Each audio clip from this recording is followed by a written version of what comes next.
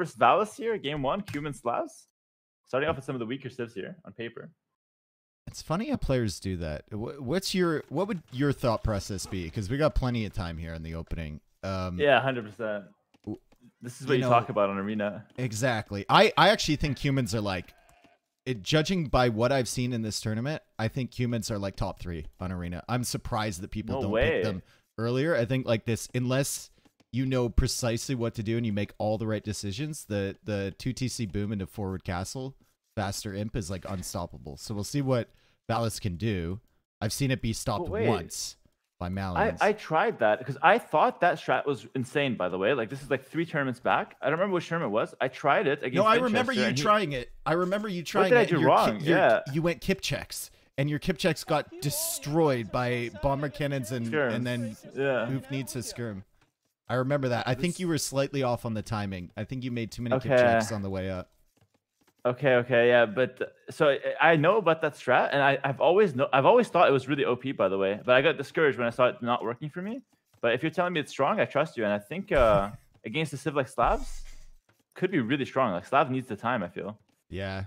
Anyway, I was gonna ask, like, most of the time people are starting off with their, like, in a best of 5, they're starting off with their 6th civ pick or 5th civ pick. Like, they're never starting with their number 1. What's the thought process behind that? You know what? I think it's actually Viper's influence. Viper, he played a big role in like how people pick the civs because he was like the guy to beat for so long. Like, he was just the guy like kind of smurfing it. And he, as a player, loves to wait for his best civs until the end because he like first game of the day memes, but it's kind of true. Also, he's like he never like loses focus, so he can definitely like reverse sweep easily with the better civs later. But not everyone's like that. Like, for me personally, I am a very mental player, and I do better if I'm winning. So I personally go for my best civ first, and I think that people should figure out what works best for them. I recommend best civ first, but Viper would always go for like the weaker ones first. Yeah, I've noticed other people doing the Viper type of strat where they ban out a civ that they just don't want to play. They're not banning out a good civ, right? They're banning out a civ they don't want to play so that the other civs are remaining for them, which is a very Viper type of thing to do. Yeah, he was definitely the first guy doing that. I remember at first, and he was doing that in like Hidden Cup 1, like we're talking like pretty back in the day. Yeah, exactly. And that was just like, everyone's like, dude, what the hell? And then the casters had to explain, like, yo, it's just a ban. Like, if you ban a good civ, no one can pick it. If you ban a bad civ, well, no one can pick it. So you keep more good civs in. Yeah. Fair. And then I want to point out that when we were trying to explain something like that, as Tato is up with 20 population, so really, really good start here with the Cubans. Yeah. When we were explaining that, everyone would be in chat like, you're so full of it, dude. That's not the reason. Viper's just trolling his opponents, you know? Viper's trolling. Classic. Oh, this is what Tato's doing. He's going tower rush into 2TC boom. The walls are 1800 HP, but I guess if you get the towers down to hold your opponent in, you can get away with that 2TC boom, and they'll spend forever taking care of your towers. Yeah, you just kind of buy a bunch of time. But what if Valis just ignores him and just booms? That is a question. And you have 1800 HP walls. Like, that is a serious question there. Like, you can literally just ignore this for so long, and well, this is interesting. Like, this is looking good. Can you? How does the gate hopping or like the wall hopping? Can you wall hop here? Is that possible? I don't think it's possible anymore on DE. That's a question that I avoid because I'm not 100% sure, and I know other people are. So as a caster, I just like avoid that question. Thanks, I swear. I never learned how it works. Someone told me it's like it has to be a gate in a wall, and then other people tell me it's like 2 walls is fine. I had no idea. So yeah. Wait, I'll just wait for T West to come in the chat, and then I'll ask him. 100%. Yeah, there's some people that really know all these kind of little things out there. Double bed axe comes in, so with the first tower, and now we're punching for a while. How much damage you do? I mean, we're doing a decent amount, but it's 1800 HP, right? Like, it's crazy. Yeah. It is Tato. Like, there is a possibility, it's less than 0%, that we see a Siege Workshop in Feudal Age here. I actually don't mind that. I'm a big fan of the Siege Workshop, actually. I think it's pretty good. If the guy disrespects your push, Siege Workshop comes in clutch. Ram is such a powerful unit in Feudal Age. Like, such a powerful unit. But TC is going to go up, and, well, we'll see what Tato can cook here. I think the problem for him is that right now, as it stands, if Valis gets up to Castle Age, he can kind of just ignore this, like you said. Yep. Like, the stone and the gold are there, which is unfortunate, especially that stone. But there is a stone to the north of Valis's base that he could potentially sneak out to if Tato towers that one. Yeah, I think... Okay, so Valis set up his buildings and his wall, but he's going to go ahead and try to wall behind that. Oh, that's discouraging. That's another 1800 HP potentially. Yep. That's just Wow, tack that's on brutal. another 5 minutes to this push right Yeah, there with literally, one wall. Yep. Yeah, that's exactly what it is. Damn. And Tato starts working away on another wall. Now, if I know Tato, he probably wasn't, like, planning to get in and start doing damage in Valis's base. He just wants him to stress out a little bit. But Valis is a BF player. And Valis is used to fighting up against this type of stuff all the time. Like, how many times have I tuned into Mem's stream and I see Mem working away on someone's walls like this, right? Like, Feudal Age versus Imp or something like that. Valis is used to this type of pressure. Yeah, I swear, on BF, it's so, like, imbalanced. Sometimes you can have, like, the guy 10 fills at your walls, 3 men at arms. It doesn't really matter. And you just have to find a way to hold it while continuing to boom. And, Exactly. yeah, he's the guy to do it. He also has, like, cheaper slab siege. So even if it gets messy, he's still, like, pretty well off. Also, is this a best of 5 or best of 7? Best of 7. Oh. So we're getting spicy here. Yeah. This is nice. I like that. Tato gets Lim. That's good. Okay. That does tell us that he wants to continue the push for a little while. Keep his builds a bit more safe. The real, like, Sigma play right here from Valis would be to drop a TC right in front of this tower. Just, I'm in Castle Age, bro. My TC beats your tower rush. He's gonna go for a Siege Workshop, though. A farm TC on the tower. Yeah. I love that. Just let him know, right? Get in his head. So we see a siege, and now Valis is gonna send over some more villas for another wall. Arrows and see, never like normally. hit. Oh yeah, that's a big problem actually. Have you been watching TCs lately, bro? What do you mean lately, dude? The last like year and a half, man. Like it's more likely to hit the villager at max range walking away at an odd angle than it is underneath the TC. It's so silly. I'm convinced I can run a full HP scout under the TC with 15 vills garrison and survive it in early game. Like I'm convinced. Yeah. Just if you just commit to it and you know your scout's gonna die anyway, just run straight through the TC. Yeah, you're not gonna die. You know, you only die if you hesitate. You know, when you panic, you pull back and then you get hit. But if you just commit to it, you're chilling. Well, Tato, I mean, he's kind of committing to this. He's gonna repair this tower and buy himself a little bit of time, and he's gonna go for a barracks here. And we look at the villager lead, 45 to 29 is okay, but now Valis has that second TC, and he's probably gonna go for a third one soon-ish on the stone, and then he's just gonna be chilling. Yeah. So it's kind of deceiving. Like Tato has a big vill advantage right now, but now the third TC coming in, that's gonna kind of tip the favor back into Valis over time. And then when Tato, clicks castle eventually, that's also going to tip the favor back into Valis. Why is he sending more vills? He's sending more vills for that stable? Oh my god. He's going to go for another outpost, and... Okay. What's the plan, though? How do we ever get in here? I feel like we only can get in Castle Age now. There's not much more to be done in Feudal. Well, maybe, I mean, it could be a situation where Tato just, he starts collecting stone. He gets up to Castle Age behind all of this, and he's bought himself enough time to maybe do that Imperial Age play that we were talking about. I mean, we're looking at his farming count. It's at 20. It's not quite the number he wants, but he's about to click up to Castle Age. Yeah, so what he's done is he's delayed his game plan. Like, if his game plan was to get to Imp, he's delayed that by going forward. But he did force Valis into a Siege Workshop and a Mangonel. So he also delayed Valis quite a bit. And he gained the map, sort of. So, yeah, definitely quite interesting. I don't mind the approach, but he didn't get that much done at the end of the day either. I do love the amount of outposts, though.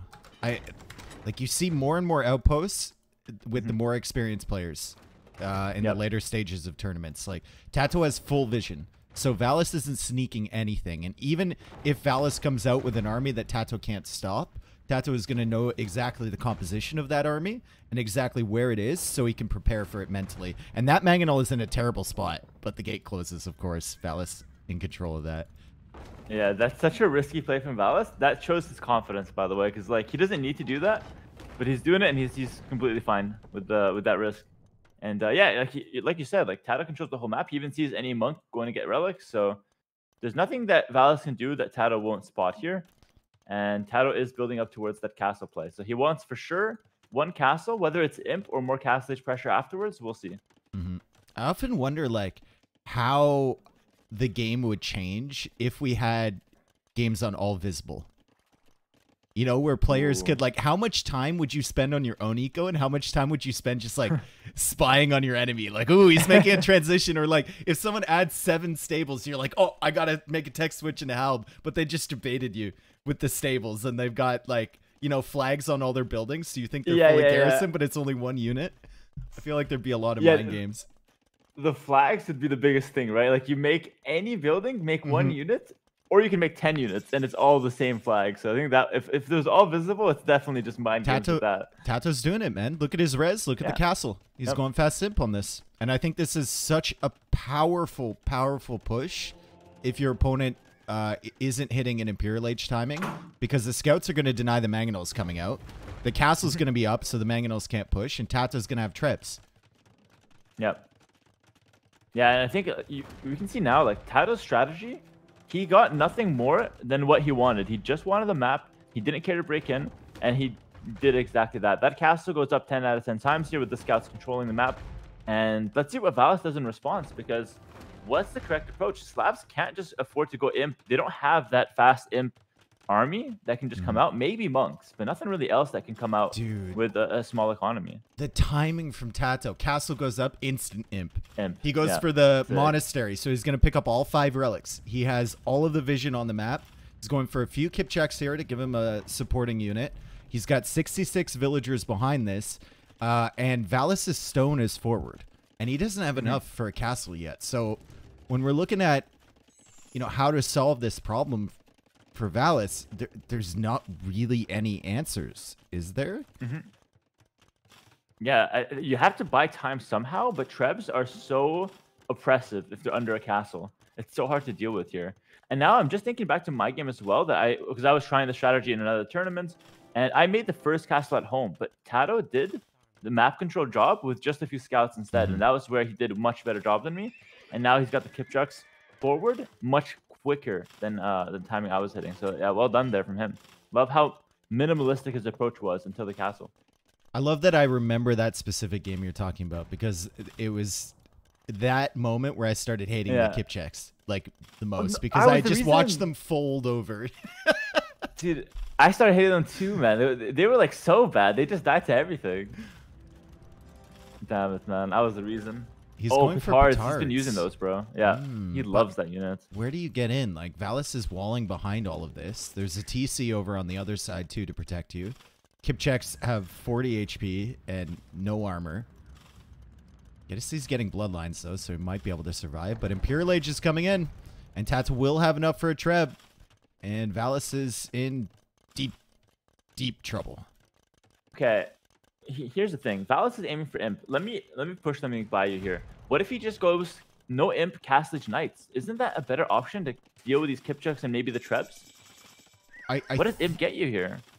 I think, like, I was thinking about stables in the back and knights, but the problem with knights is, like, you have no options to deal with that castle, really, and you can't get into Tato's eco either. True. So you're just limiting to just sniping siege. If there's walls near the siege, it gets messy. Good snipe by Tato, sniping both Mangonels, by the way. Oh my god. Like, Tato has just done a masterclass here in buying time and buying map control. And now Valis is 2 castles forward. Like, that's crazy. It is crazy, and one of them's on the stone. So Valis can get a castle, essentially, and then he's going to have to basically, you know, babysit those Trebs of his, because those are going to be the most valuable unit in his army. And he's going to have to hope that Tato doesn't just wipe the entire front of his base before those Trebs come out. Yeah. And he's gonna go Pikeman, plus he's got 2 Siege Workshops, so maybe Onager. Pike Onager, that's a good comp. It's a little expensive to get going though, because the upgrades are so expensive. So I wonder how he's gonna manage that. No bomber cannons for Slavs, of course. So that's not an option. Smart play to go for the MTC in the back. Yeah, all the way at the back. I get so frustrated when people do that in the forward TCs. Oh man. I feel like that's something that in the last 3 years, everyone had a problem with that at one point. Like everyone lost their imp at some point, and they just learned the lesson the hard way. I would say you only do it once, but I've seen multiple people do it more than once. I guess when the game's super hectic, especially. Yeah. Or when you're like queuing the text and you're not even sure where it's going. I can see it happening. But in this case, both TCs go down. MTC gets safe, and now Onager first upgrade. No Trebs even. Is in the front siege workshop though. So speaking of, you know, getting techs in exposed buildings, that siege workshop is being trebbed. And the brutal thing about it is if Valis starts repairing that, both of the trebs are going to target it, and that's going down. No Onager for Valis. Yeah. Oh, he's making the siege workshops in the back. He lost maybe like 30 seconds to a minute off that as well. That's a big deal. Let's see if it's going to end up mattering. No Halb yet. He can't really afford it. He needs Onager first. And he's only now starting to make his petards. But look at the map. We see how much? 5 relics or 4. 5th one just chilling there for Tato. And he's got 92 builds behind this one as well. Only 2.5 minutes of idle TC time for Tato this game too. So like his villager count super solid. Yeah. Yeah, I mean, full map, all relics, and you got the push. This is the dream situation in Arena, and he's done this beautifully with the Cumans. This is why Slav, you have a better late game, by the way, but you're not getting there, right? Yeah, I mean, you don't have any space either. Yeah. You have 1 gold in the back, which is fortunate that that's back there, but you don't have enough stone for another castle. Your Onagers will do well against the Kipchaks, but Tato can add in some more Step Lancers, or he can just micro around with these things while his Trebs, you know, take out the castle. This whole game has just been a masterclass in time management from Tato. Yep. Like, he's buying himself so much time to get into the tools that he needs to kill Valis from distance. And I swear he prioritized everything at its right time. He went Trebs first, but before that, a couple Step Lancer to snipe the siege. Then only after that, he goes for the Kipchucks. He didn't miss any timing. He even went for the petards to kind of get that first punch. So he did everything at the right time. It's kind of crazy. And here come the Onagers. Okay, big moments here. Big moments here. The Step Lancers are in on the wood line, which is a massive headache for Valis, who has no mobility whatsoever. But I mean, he's pushing, and this is a little bit terrifying if you're Tato, seeing these Onagers come out, and you're thinking, am I good enough to micro my Kipchaks? Tato says, no. I'm going to keep my ego in check, and I'm going to just retreat for now.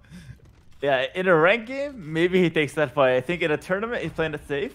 But look at Valis, 100 vills. If you can push back, he does need some lucky shots, 100%. Yeah. But if he can push back, start that death ball, Siege Engineers. that is a decent chance. Siege Engineers, they outrange the Kipchucks by how much? By 6 versus 9. Wow, wait, that's actually crazy. What the Kipchucks are ass. Yeah, but the Kipchucks have 0 frame delay really on their firing. True. So maybe we could get something going. I think Tato's just going to target the Onagers with his Trebs. Keep him at a distance and poke away, or go for an extended Treb war here. He could go for Onagers of his own as well, and his economy is not bad if we're looking at making a tech switch here for Tato. Yeah, Onagers of his own. That or Cav, like Step Lancers, are like his 2 best bets probably to counter the Onagers. But the Trebs, yeah, 1 down already. Look at that. Don't waste Not the pikes, repairing the castle though. And the pikes are all getting shredded. And without the pikes there, Tato can kind of feel free to waltz on in here. Start working away on the siege. He picked his moment. The Step Lancers running in, just a few of them. Causing a lot of chaos here. The pikes are getting baited. Oh, the pikes almost dying to their own Onager shots there. Uh-oh, bye-bye Onagers. Yeah, Step Lancers. Oh my god, they closed the gap so hard. Stick play. Sorry. No, I respect it, bro. I respect it. The Onager shots are crazy. It's the best part about the game, man. More barracks? Okay. I think if you were to, like, 5 relics. If you were to clip that sound and send it to anyone and say, like, what is this sound? You're playing Age of Empires 2, they'll know. It's like Onager shot is coming in. Gotta move. That's like the universal, like, is it gonna hit sound, you know? Yeah. Sick. Man, he's such a patient player. He knows exactly where he's best in the game, and it's usually late Imperial Age with these slow compositions. And he's just gonna play into that. Tato going for the castle in the middle, so he knows that the YOLO push kind of isn't working anymore. It's gonna build up behind, kip checks, you know, poke away with Trebs from range and just hold his opponent in. He has the relic advantage. He has all the extra resources. Eventually, Valis will run out. Yeah, exactly. And Tato, oh, big shot on the step lancers. Tato knows that he has time on his advantage. Time is on his side. He's got the 5 relics and the full map here. So he's not in any rush, but he does benefit from keeping Valis pinned here. So he's taking his time here with it. That castle should not go down. Tato should not let that castle die, and he kills the Treb with his own. Step Lancer's kind of being killed by the Halbs. Tato, you know, losing focus a little bit. He's paying attention to the other side, and the Onagers are coming forward. 2 Trebs go down, and uh-oh, the Ego's taking control. Oh, no. Yeah. Tato, oh, my God. the Ego. Oh, he does well. He's him. He does well. He's him. Nice, man. Sometimes the Ego taking control is a good thing. Look at that. Takes down all the Onagers. Sick play. Trebs are dying to Halbs behind, though. So Tato has 2 Trebs remaining, but Valis is seriously running out of gold soon. Yeah. Oh, he's at 0 right now. He's trying to repair. He's at 0. He can make Halbs all day, but the Onagers are so expensive.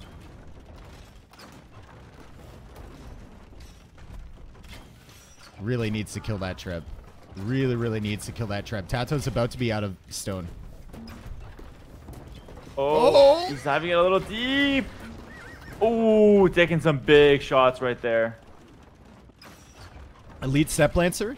No, that's Elite Kip Check. He didn't have Elite Kip Check. He had 40 of them.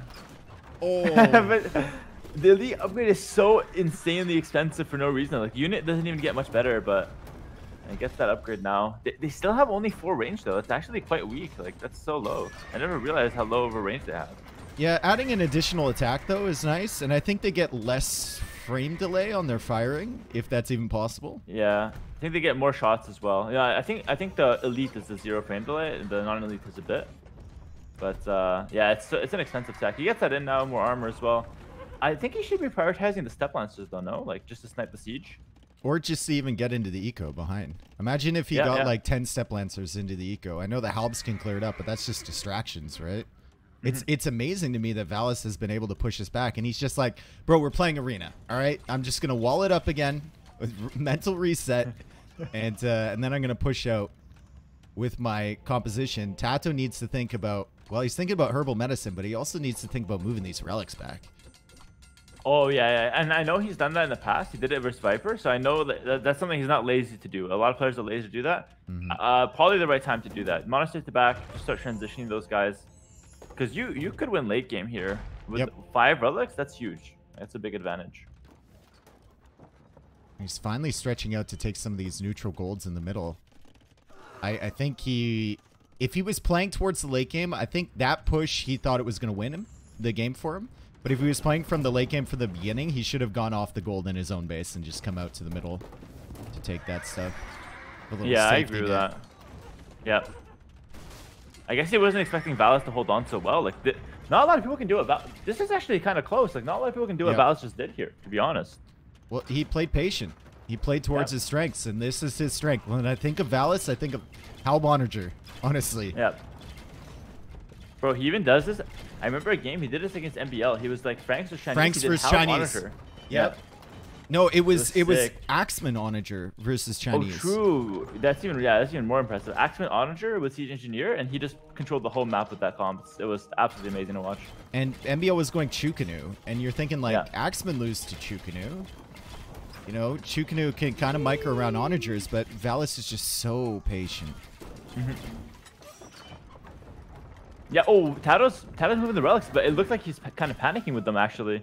He didn't realize how fast this push was coming back to him. He's taking one out now. He's taking the second one as well. Okay. Yeah, he needs to get those back. Those are crucial, because Slav's getting the relics back.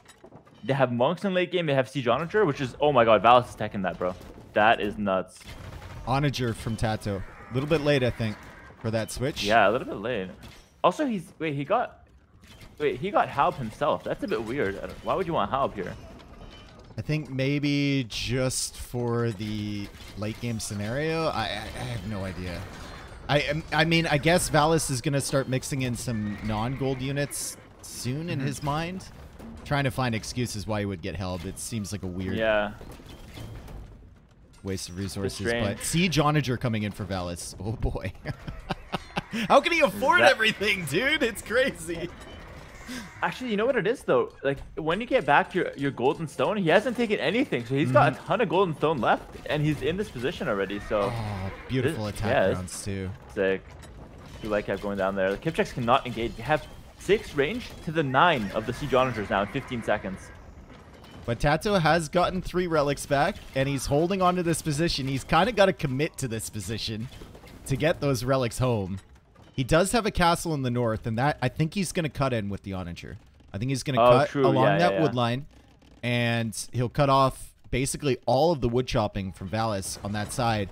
And this is one thing that Valis kind of struggles against sometimes. If he can't quick wall something out on the other side, because his main army is so slow, he's slower to react to raids on the edges. Yeah, so right now, Valis wants to fight in one spot. Tato wants to fight in like multiple because that's the way the army compositions are looking like right now.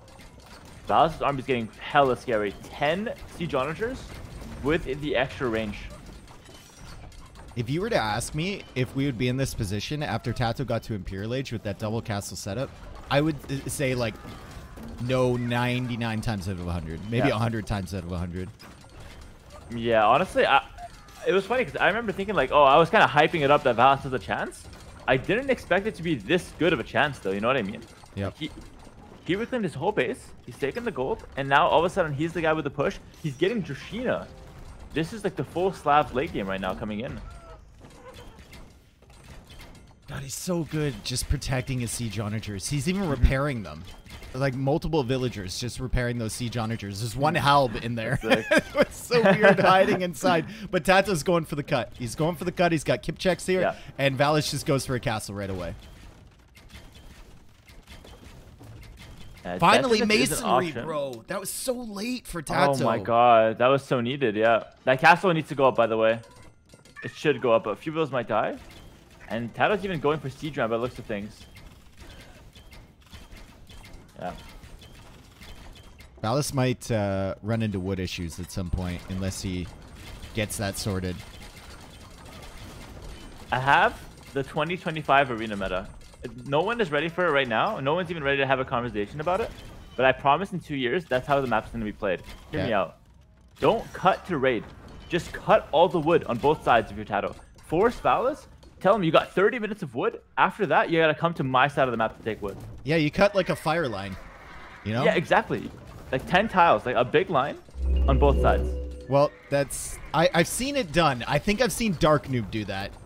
But Dark Noob is just late game god, so... Okay. He plays for like, in 3 hours, I'll have a small advantage.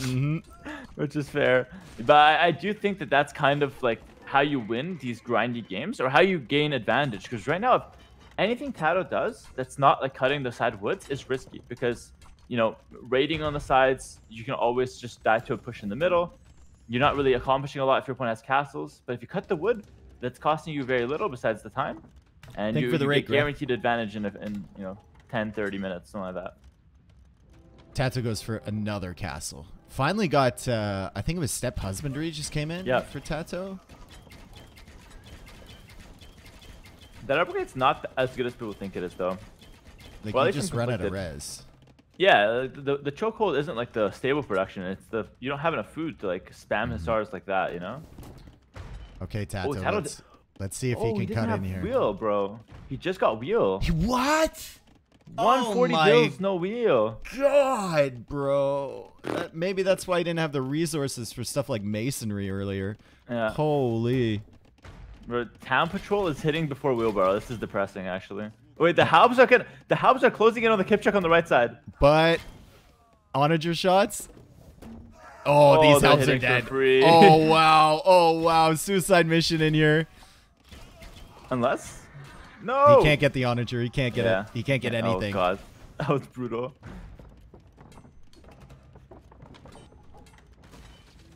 Another castle being trebbed down from Tato. That's going to be what, like, if he loses that, the 6th castle of the game or something that he's lost? Yeah, this one has masonry at least. They're at least trying to keep it up. He's got a ton of kip checks in queue. So he clearly wants to keep the castles up. Tato is basically teched into everything that humans have, except for Paladin here. So yeah, he's missing Siege Onager, he's missing Paladin. Both upgrades are things that he could feasibly get in the future, but we're running into the limitations of the human tech tree against Slavs. Still, he's using his mobility, he's raiding on the right side, and he's still distracting in the north, and Valis doesn't fully realize that he's being raided at the back. So Valis' eco might not be able to support his production soon. He's down to 147 pop, and Tato's just coming in. Yeah, Tato's opening up the games now. This is not the classic arena where it's, you know, just the middle fights. Now there's fights on the sides, there's raiding happening. This is the kind of game Tato wanted to play. Let's see if Valis can stabilize. He's got gold, but the food and wood is now an issue here as he's getting raided. Yep, that Treb goes down. Second Treb will join it. Wood lines on both sides are being cut off. Valis will simply stonewall there. And the Siege Onagers in the center are being sniped. So Tato attacking on 3 sides, and Valis just can't keep up. Yeah, it's sick. We saw before how good Valis was at protecting the siege when it was one spot. But, I mean, he's only human. If it's 3-4 spots where you got to protect the siege, you're going to slip up. And Tato has done that beautifully. I want to see Siege Ram come into play now. Siege Ram, raids on the sides with those guys. That could be a good way to really finish off the game here. I mean, he does have Siege Ram. He did get the tech. Oh, he did. Okay. Yeah, he only went for 1, though. So we'll see. Lots of villagers now dying in the center. And look at the wood eco from Valis. 26 wood in the bank. You're trying to go for halbs and onagers. You're down to 147 pop, and now onagers are in the back. And your halbs are all going to be chasing that as Tato is still pushing over on the other side. But the Siege Onager might find Treb snipes. Or it might just walk on in. Where's it going? No, come on. Nice. Okay. Nice. That was the best onager of the game, I think. MVP right there. As the raids were happening on the right side as well. It's crazy, though. The halbs should be able to hold the raids, if you think about it. It's just that Valis wasn't really ready. He didn't set up his base to hold raids because he's playing arena, obviously. I mean, he does have 1 castle now. That's it. Yeah. Didn't get to tenants. To get back 1 relic. Yeah, I didn't get that upgrade, unfortunately. But right now, I mean, he's struggling more for wood than he is for stone, so... Oh, boy. Valis is falling apart. Even want that right now. Yeah, 120 pop. Now, it's very little army from him as well on the field. Only got 30 and they're spread out. Tato's not getting handcart, so all the problems that he was running into, he fixed them. Economy smooth. And 3k gold in the bank for Tato. He is completely chilling right now. Well, it was incredible for Valis to come back from that position, which I thought was just a losing position every single time, but Tato's done the right things. He's opened it up on 3 different sides, and he's got the far more mobile army, and Valis is just in defense mode. He's at 116 pop. Like, once you get below 100, you know it's basically done. Yep, yeah. A lot of players have that in their mind, actually. They'll play, and then when it drops below 100, you realize it's probably over. ACCMs is like 50, I think. Every player is slightly different, right? Yeah, they have their 1 pop. Don't catch Mr. Yo below like 45, and you know, he'll still sometimes continue playing. I think ACCM is the better late game though, actually, over Yo. I don't know why. Which is weird. I don't know why. Yeah, it's crazy. Yeah. Okay, GG. Well played from Tato. Yeah. I mean, that perfectly outlined why I think the humans are so strong if you play them correctly. But also, you said it at the beginning, like the Slavs have a better late game comp, and we saw it there. It's just he was in such a terrible position to begin with that crawling your way out of that isn't possible, even with a much better army. Yeah, I want to start by saying like both players played really well this game, but I just felt like what Tato did, he kind of hit the 3 check marks of arena. He got good economy, the push, and the relics. Like you have all 3 things that you'd want on arena. We saw yesterday Viper versus Tato, where Viper had the push, but Tato had the relics in the first game, Britons versus Ethiopians. In this case, Tato had the push, and when it failed or like kind of slowed down, he fell back on the relics. If Valis had the relics, the game completely shifts in late game. Mm-hmm. But Tato definitely hit all 3 check marks with the strategy. Brilliant, brilliant play. Like, I'm really impressed with that. I think one thing that was a little underrated from Tato was going for, it's not there right now, but the 3rd castle he made was in the center. Just to like buy himself a little bit more time, right? Because he knew once the first push failed, he was like, oh, he's coming. I need to just buy myself time again for the 4th time this game. But yeah, that was really, really fun. That was a good first game. First game of best of 7, won an hour. Let's go. After the ACCM Viper set that went 3 hours game 1, I'm ready for anything right now. And Cumans dropping that far in a draft is just crazy to me. I don't know what Tato has cooking with the Hindustanis either. He drafted them 2nd yesterday against Viper. He let Viper get Portuguese. I don't know what he's gonna do with those guys. Yeah, he even picked Britons first against Vipers, so he clearly loves Britons, has a good idea of how he wants to play them, and he clearly loves Hindustani, but he hasn't showed it yet. I don't know why. But the question is, why does he pick Hindustani so early when I haven't really seen it being picked from other people? That's the interesting thing. Yeah, it feels like it could fall later down, but we all know Tato has a different tier list in his mind than basically like anyone else. So true. Yeah. And this Cuman thing, bro, he loves it. Like the tower rush plus 2DC boom behind it. He's done it so many times. I lost it a few times. I remember on Hideout as well in tournaments. So he's like the guy for Cumans.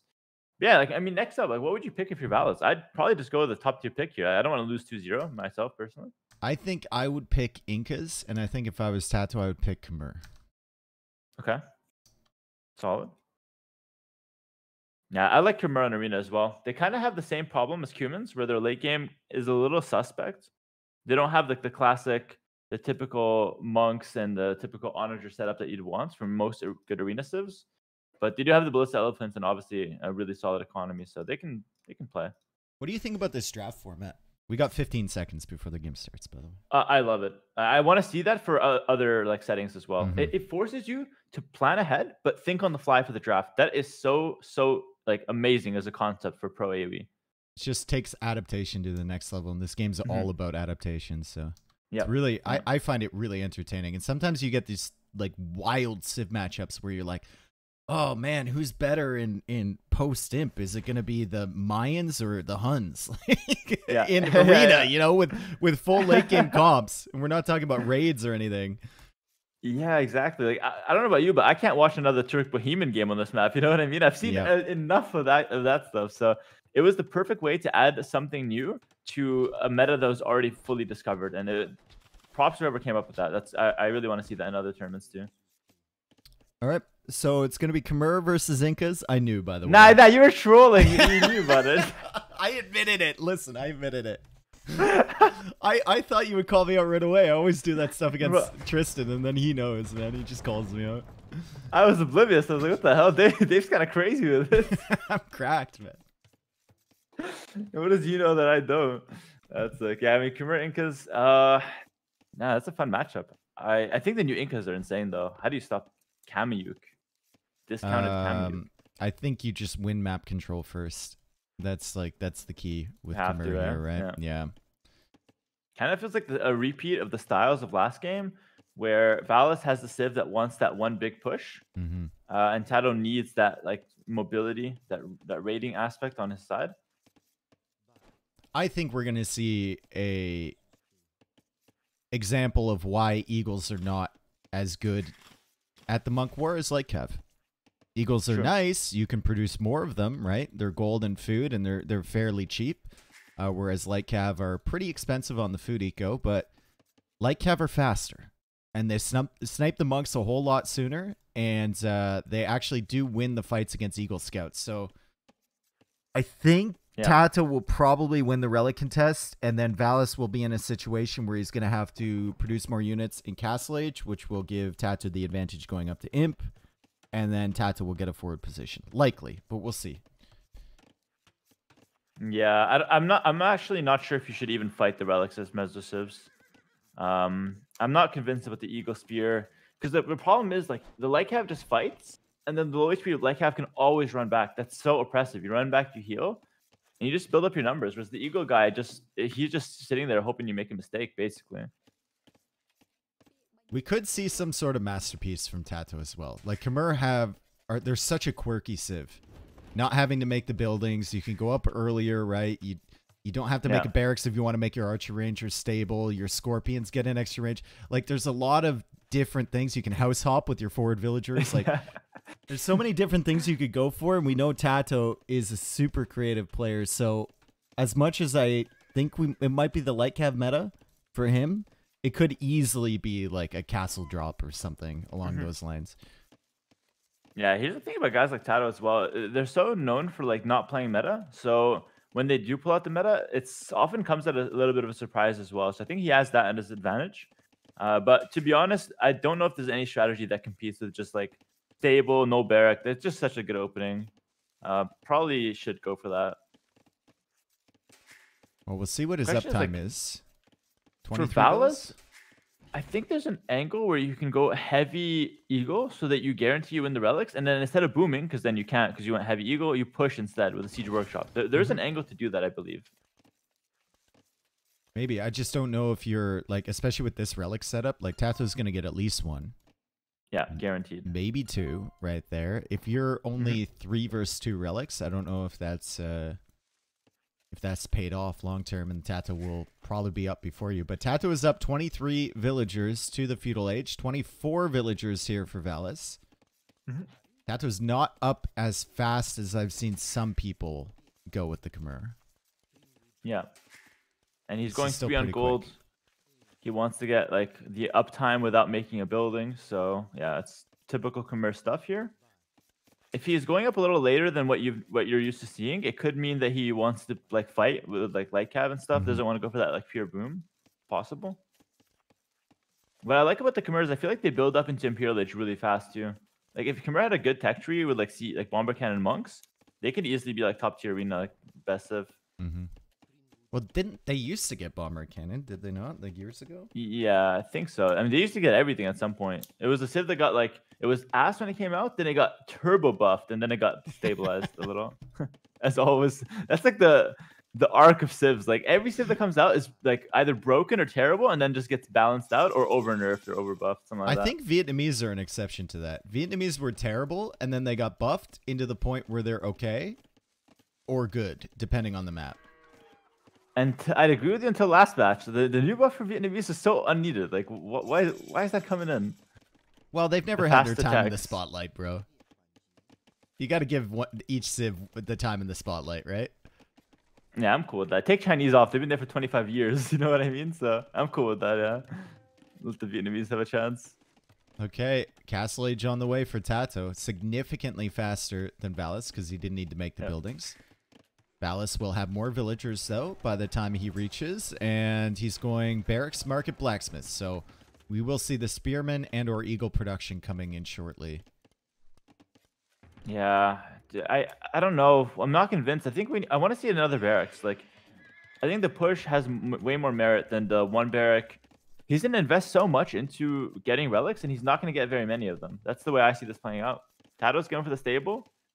He's got a much more streamlined strategy here where he can easily grab a few relics. The light cav is solid. I don't know. I also don't like Valis going 2 lumber camps here. If he's going to add TCs, he only needs 1 probably.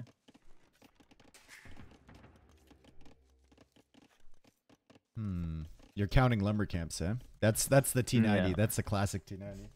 Oh, he's always into that as well. Bro, my mind starts to phase out when we're in feudal age and he's talking about whether you should add a second lumber camp or not. I just kind of, I'm not gonna lie, I just kind of zone out. I go to a different place, man. It's because he's at the level where he's trying to find that extra 100 wood in this build so he can compete. Yeah, and he's thinking about the lumber camp. Exactly. That's where he's at. Exactly. And it's like, it's important, right? And it's like something that he's learned and he thinks is super important. But then I'm sitting here. The thing is that like me, as someone who's not trying to compete at that level, is sitting here watching Doubt, you know, have a boar 5 tiles away from his TC and still beat Viper in a game, right? Like, and I'm thinking like this second lumber camp isn't as important as you think it is, you know? Yeah, no, I got you. I got you. There's a lot more we can focus on than the little things here. Mm. But we are seeing the two Barrack, by the way. Like he's listening, man. I like it. Gold mining upgrade. He's doing on his head. Like I'm happy about this. By the way, I don't know if it's gonna work. Like I'm kind of happy just so I can learn here. I'm gonna see how this works out. But I think that's better than just the one. Like the one doesn't work. Let's try two, kind of thing. All right, so Tato's just kind of waiting with his scouts, and he's going to send him out with his monks. So he's going to get that relic instantly, which I think is very valuable because you've got that one in the bank, and then you can just put all your focus on just getting one more. I think against a player that's going double barracks and you're only making one stable, one more should be good. Yeah. And I think back in the day, players were really not as good in the relic fight, so you can actually just go for the far one first and just kind of abuse, the map if you're up against a weaker player. But nowadays, everyone's just so solid at the relic fights that you just take what you can get. Tato's happy with that one, and he'll go to the next objective, basically. Not going to get greedy with it. He might be able to split up his monks now, but now that he's like tracking the eagles, but as soon as he loses sight of just one of those eagles, he has to play it safe, and that's exactly what he's doing. He's getting light cav. Once he gets light cav, he can just take this fight, especially with the monks involved as he's trying to pull them in. If he converts a spearman, that's huge. Yeah. Just having that conversion cooking is big as well. You can chase for a long time with that one. He gets light cav now. Valis doesn't even have a monastery, bro. What is he doing? No, he's just going full production. Then he's going to add the monastery later. He knows against light cav. I think that's more of an experience play, right? Like, against light cav, you can't just sneak out with a monk here or there, especially against a guy like Tato. You can see Exhibit A on the left side. He had one light cav waiting near that relic. So he's going to get map control first and then come out slowly. Yeah, 100%. And now, light cav snipes an eagle, runs away to heal. This is exactly why I don't like the mesosivs on this like new meta of arena. It's a bit better because Valis has a ton of production, but should he have had like the one barrack production, he would get completely abused here by the light cav. Let's see what he can do though. Tato's moving out with the monks. Ooh, he's caught some eagles by themselves. It's not good. It's not good. Valis, though, he kind of sets an ambush and he pulls the light cav back in. Also patrolling around these other relics on the sides with a couple of eagles. So Tato can't come out yet. He's getting Sanctity right now. And he's going to heal up his light cav. He might just take an engagement before the numbers get out of control from Valis. But the numbers are climbing fast for the Finn. And he's getting the armor even. Yeah, he's getting armor. He also already got squires. So these guys are moving pretty quick. That definitely helps a lot with the mobility of the light cav. And now we see the monastery from Valis. So 2 TC into monastery. That's the style he's bringing. Bill count, though, Tato has a small lead here. Oh, armor was huge! The Eagle Scout won the 1v1 on the left side. He's got 2 HP left. Bro, heal that guy up and give him a Medal of Honor. Let that guy retire in peace. That's huge. I like that one. Armor coming in clutch. Couple Eagles die on the left side, though. Light cav are still quite oppressive here. Yeah. And they're just getting healed up. The thing is, they're faster, right? So they can get away from every fight. Tato pulls them back, heals them up, and then they're good as new. And you're seeing the same faces on the battlefield over and over again as both players now add the 3rd TC. Yep. And then going for the next step in the game, pretty much. Dead monk from Tato. A little bit risky there, coming out like that. Yeah, he was playing so patient until then. I guess he just wanted to snag a relic. He recognizes long-term Valis has more army. But we do see bloodlines coming in. Tato's light cav are going to be still quite strong here. And I think Tato... Yeah? Oh, go ahead. Go ahead. I was just going to say, I think he sniped the eagle on the left side, the 2 HP guy, so that guy fell down. I was going to say, I think Tato needs a second stable. But he's going for a blacksmith right now. It will get very concerning for Tato, the numbers here of eagles shortly, because Incas can transition that into a forward position. And if he goes for like one of those cheaper castles from the Incas forward and the eagles are there, there's nothing that Tato can do to stop it. And then he's on the defense mode for the entire rest of the game. Yeah.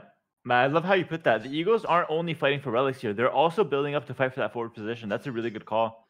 And I think Tato recognized that. He's the guy that loves the map control as well.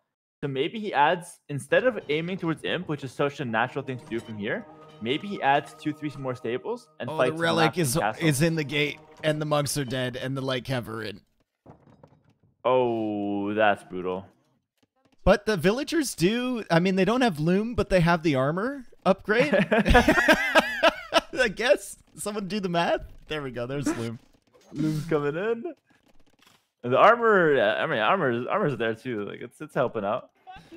That's annoying though. We lost 2 monks. The relic's stuck, and now the light cav can run around for a long time.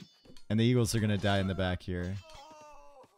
Oh, boy. That's depressing. Tata's even microing that. Like, that's so annoying to play against. Respect, that was like though. Winchester yesterday against Doubt. He got him with 1 scout, and Doubt had so many problems against that man. Oh my god. I remember saying, I was like, oh, like, this scout's taking so much attention from Winchester. He should just, like, let it die or whatnot. And then he kills, like, 2 bills with it. It was, freaking Doubt, man. But look at this. Valis having some brutal moments. He lost Eagles in front of Tato's base, didn't kill a single light cav. And he's trying to deal with the stuff at the back of his own base. Tato getting in that gate. Valis being a little bit greedy with that relic. He should have just let the dude die outside of his gate there. And he loses a lot because of it. Yep. Yeah. Finally, we cleared that up. We're now 8 vills behind. We're adding more barracks, though, as Valis is. But I feel like Tato's doing that thing where he's committing for the middle. +2 armor, 2nd stable, 3rd stable. So he is committing for the map. He's not letting Valis get that forward position, as you mentioned earlier. That was a good addition. He started to add in Knights. Did give 1 up in conversion, though. Problem with Knights here against this comp. They do really well against the Eagles, but Monks kind of convert them really, really quickly. Valis, I'll be interested to see whether he just continues with more pikemen here, or whether he adds another monastery. He's still not on stone, so not really thinking about a castle. Tato is on stone. Yeah, he's pretty heavy on stone as well. 13 vills. Getting the market. He's going for Imp. So he went for just enough Knights to not lose the map. That's all he wanted. Now he wants to go to Imp. He honestly, he might be stalling out his Knight production until he clicks Imp, and then he might just resume it again so that he has something to support the castle attempt. But what do you transition into? Like, yeah, I agree. Like, Knights are good for now, but look at, like, the options for Incas. Like, Halb, Monk, Kamyuk. All those 3 completely destroy Cav long term. How does Tato... Like, I guess hand cannons is all he can play towards. Maybe. Trebs. Forward castle Trebs. Trebs always. Get the castle up, make some Trebs. Oh, he almost got that monk. He did get the monk. Oh, he did. Yeah, he did get it. God. Little sidestep at the end there with the light cav. Sick plays. And here's the Knight production again. Oh, but the fights will go to Valis long term here, guys. The Pikes mixed in with the Eagles. Very strong combo now against the Knights and the light cav. Tato might be able to overwhelm him. Does have +2 armor. He does have forging, and he's kind of split this army. This is an awkward place for Valis to fight. He pulls back, and now suddenly it's awkward for Tato, and it's awkward for Valis, and now it's awkward for Tato again, and he pulls away. And he's going to come forward with the Vills soon, surely, right? So Tato hits the faster Imp, right? But Valis has more army on the field right now. Does Tato just go forward anyways? Yep. And risk it? Okay. I think the thing is, like, if... Oh, yeah, now the army's in a bad position. Yeah. The thing is, like, if you have a castle position, then your opponent has to split the army between denying the castle and killing your own army. But Tato is just not in the right spot with his villagers right now to even go for a decision like that. That's the kind of decision that changes the game. Like, if you get it, it's really good. If you fail it, the game's over. So maybe Tato plays it safe. I don't think you need a forward castle either. Like, you can probably be fine with a defensive one at first. The second one could go forward because Valis is so far for Imp right now. This is like a Mr. Yo Siege Workshop right here. It's just like, I'm not really planning to push you with anything, but I'm going to make you think about it. No, if there's ever a space between your base and your opponent's base, the Siege Workshop goes in between the base, in this space. Oh, Tato baited the army to the left, and now he sends the Vills. Wait, that was really smart, actually. He lost like 1 unit while he was running away here, and now he's going back towards the castle, and suddenly we have this decision from Valis. Like, dude, if he sees the castle, do I attack the Vills? Do I attack the army? Yep. Usually it's the army, and then hope that you can kill the vills. But once that castle is up, then you have to retreat. So it's getting to be a little bit difficult here for Valis, especially once this thing goes up. Does he see it? Valis has full vision of it. He's making a Mangonel. I think he's in time to stop this, but it's going to be close. I don't think so. That thing goes up. Yeah, I'm doubting as well now. Yeah, it's like you said though. He's fighting the army, or you go for the vills. You can't pick both. Fair enough. Yeah. Valis goes for castle of his own defensively. Can't stop that one. And he doesn't even kill the army. Oh, that's the worst feeling. And now he can't engage against this. And Tato will simply go for more stone over there. Think about maybe another castle eventually. Start working away on the gate. And Valis is in defensive mode. He's got his first castle going down in the middle of his base with more army. I feel like he's found himself in this position last game as well. Tato just always manages to get this forward position. We see Cavalier, chemistry right away, which means guaranteed he wants to go hand cannons because no bomber cannon for Khmer, and now we see the rain just come down. Perfect answer to the infantry though, nothing wrong with that. And then for Valis, maybe he's thinking about monk plus infantry. Something like that could be good for him.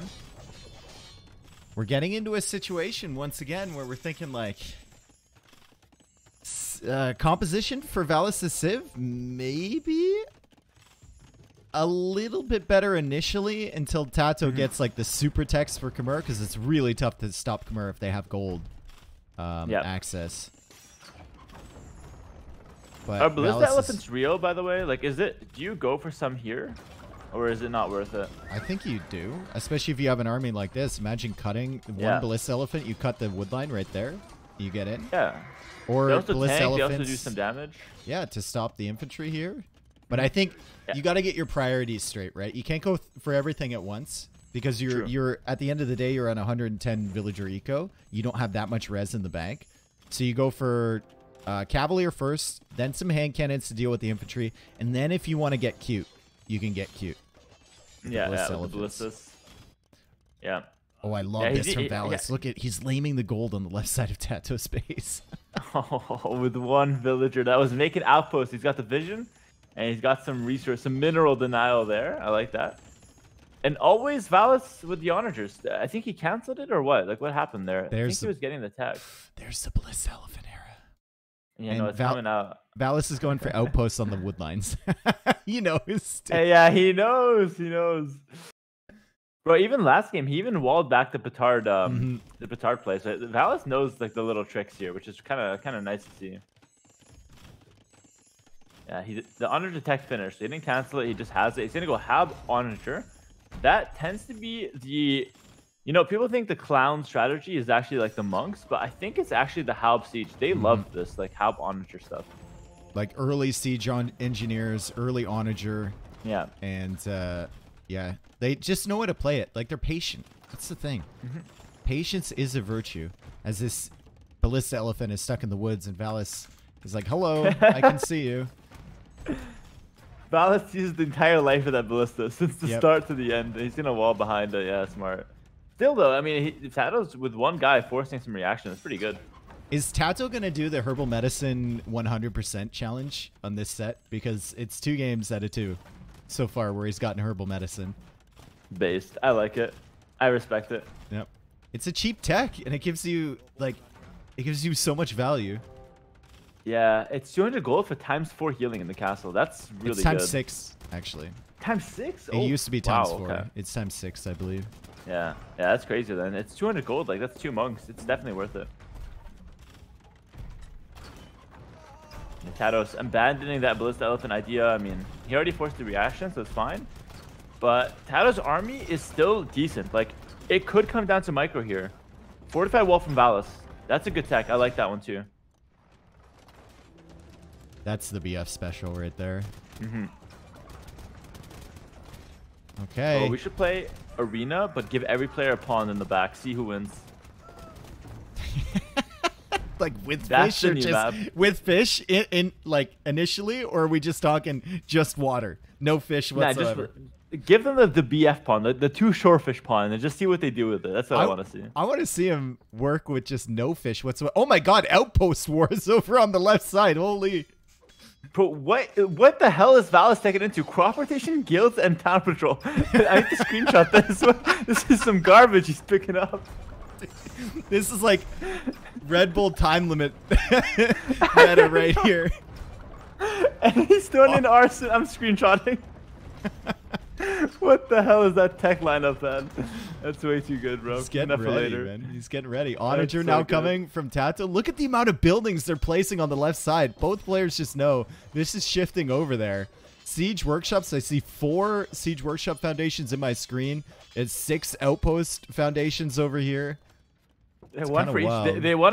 They both want to build the same buildings here. Town patrol from Tato as well. What the hell is going on? Since when is that an upgrade you get? Town patrol is relatively cheap, especially at this stage of the game, and then 1 outpost gives you vision across a third of the map. I think it's really valuable. I think it's underrated, honestly. Yeah, that's fair. That's a good take. I can respect it. I've always been the guy that said no, not to get it, because it's like it costs gold, and I like gold. Look at this, dude. Look at the vision Tato has. Especially when you're fighting up against onagers that are like slowly rolling up on you. You want as much warning as possible. Like, basically all visible. Oh my god, don't die though. How did he not take any damage there? Bro, that was the cleanest split I've ever seen, actually. Oh, but hold on. Yeah, he's chilling. Well played. Well played. Deletes the workshop to run away. Good play there as well. And now, Valis gets the middle position here. No hills on arena, guys, so you're never gonna get like that one big hill you can camp. But the middle position is still important because you can, push from the center of the map. You kind of control both sides as well. You can rotate easily, that kind of stuff. So the middle is still really important.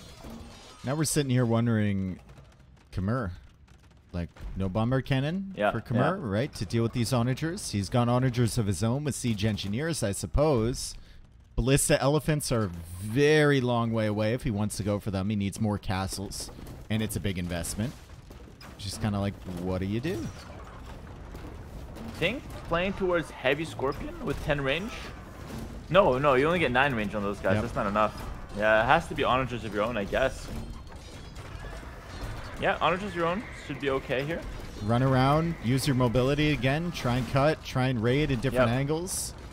But now you're losing the only castle you have. He still has 2 trebs alive, but he lost a ton of hand cannons. And Valis is still not open at home, so Tato can't use the mobility of those Cavalier. And Valis is now building production buildings forward. It's a slow crawl, and it doesn't look like Tato has the tools to stop this one, unless he can snipe all the trebs here. And here's the thing, Valis, not only does he have good trash, he's got them cheaper as well. Incas are really, really solid with this Halb Siege lineup here. Let's see what Tato's micro can do though. Sniping some onagers, but always losing a couple hand cannons in the process. Cavaliers drop in for some raids.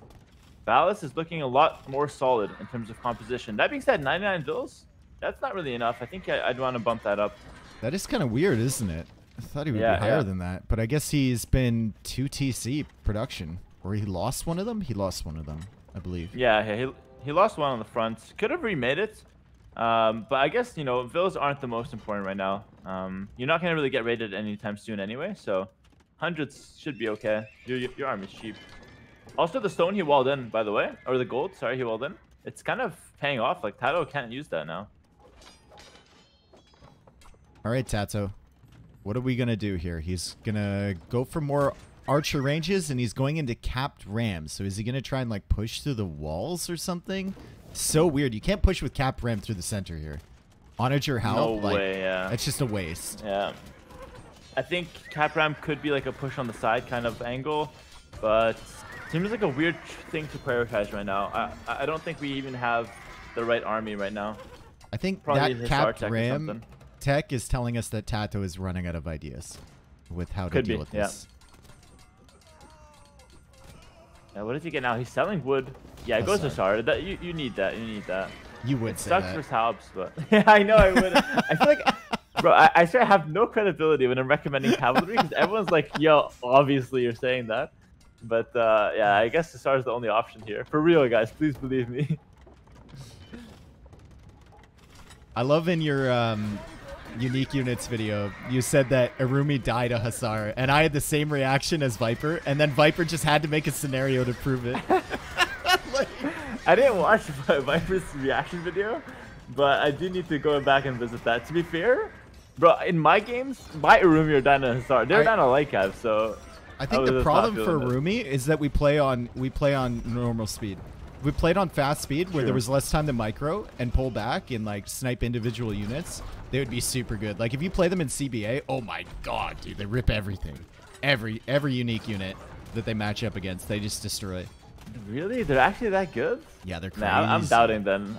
I'm a doubter. That makes sense because, bro, I had like 10 commenters that were like, I thought the same thing, but I didn't have like the platform to speak up about it. They were commenting on it and they were like really happy that Viper kind of spoke up about that. My bad, guys. I'm a doubter. What can I say? No, I will agree with you. Like in a normal speed game, in a 1v1, especially when you're going for a concerted push, like they're just so easy to deal with, right? As we see the same stuff happening in this game as has been happening for the last, 2 minutes. So that's why we're talking about Urumi right now. yeah. Both that 150 pop, by the way, just going back to this game for a sec. That is really strange. They're obviously trading, but you'd want to get the 200 pop before like committing to too many trades, I'd imagine. So Valis sees that Siege Workshop is garrison on the right side. If he ever looks over there, he's going to know what Tato is cooking. Now, he doesn't know if it's onagers or rams, but he'll know that Tato is at some point planning a little counterattack. It's going after the monastery at the front. Tato will need to run with those relics. Don't know if he can now. And Tato is going for a castle over on the left side to try and take that gold. Yeah, like Ray said, if Tato not bringing the relics to the back, definitely have to do that. It's such an annoying process, by the way, but you have to do that. Relics, if Valis steals those at any point, or you just get to the point where you can't take them, then you're kind of screwed. Yeah, decent onager hit there. Hand cannons are basically useless at this point, as Valis now pushes into the next castle. This is 11 onagers. They're killing the halves though, bro. They're killing the halves. He doesn't care, man. He doesn't care. He's got 11 onagers. He's coming forward for another castle. Like, this is Valis in a nutshell. You screenshot this army comp. This is what he does. He killed his own castle! Oh!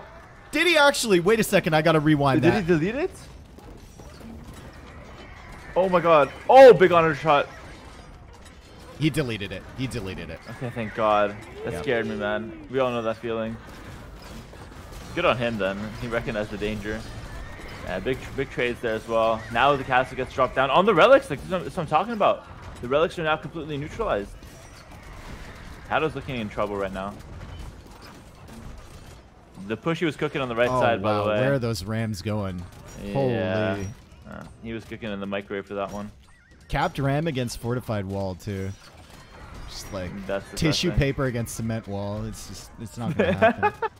I swear. Rams did get buffed, by the way, but they're not on this patch. It's on the other patch. Not for damage, but like for speed or whatnot. Okay, Tato kind of denying that castle. A little bit, aggressive from Valis. And like, where are the onagers? They're not here anymore. They're all dead. Bro, what's the street code on like mixing and scrims? Yeah, there we go. Now we see the range that's being dropped now. Like the arena players always get the halb like onager, like it's their job, like right away, and then they take forever to mix in skirms. But I feel like it's the natural thing to mix in. Like it should have already had skirms on the field for sure at this point. Yeah, John Slow's coming after you now. He hates skirms on arena. Why though? Like you don't have to play only halb onager. It makes it so much harder to micro the onager if there's skirms. I mean, John's still playing against the guys that micro like him as well, though, to be fair. So they're not dodging onager hits, which makes sense. I'm getting a message in, Hera. Your permission to cast this tournament has been revoked. I think you'll need to stream something else. Thanks. Damn it. I'll go back to casting my raidable games, I guess, where we make skirms, and that's fine. He's going to finish that castle, maybe? Yeah, he wants it. The skirms is the missing piece. He had to come. They fully upgraded somehow as well. Missing some armor, but he's got the attack and range there.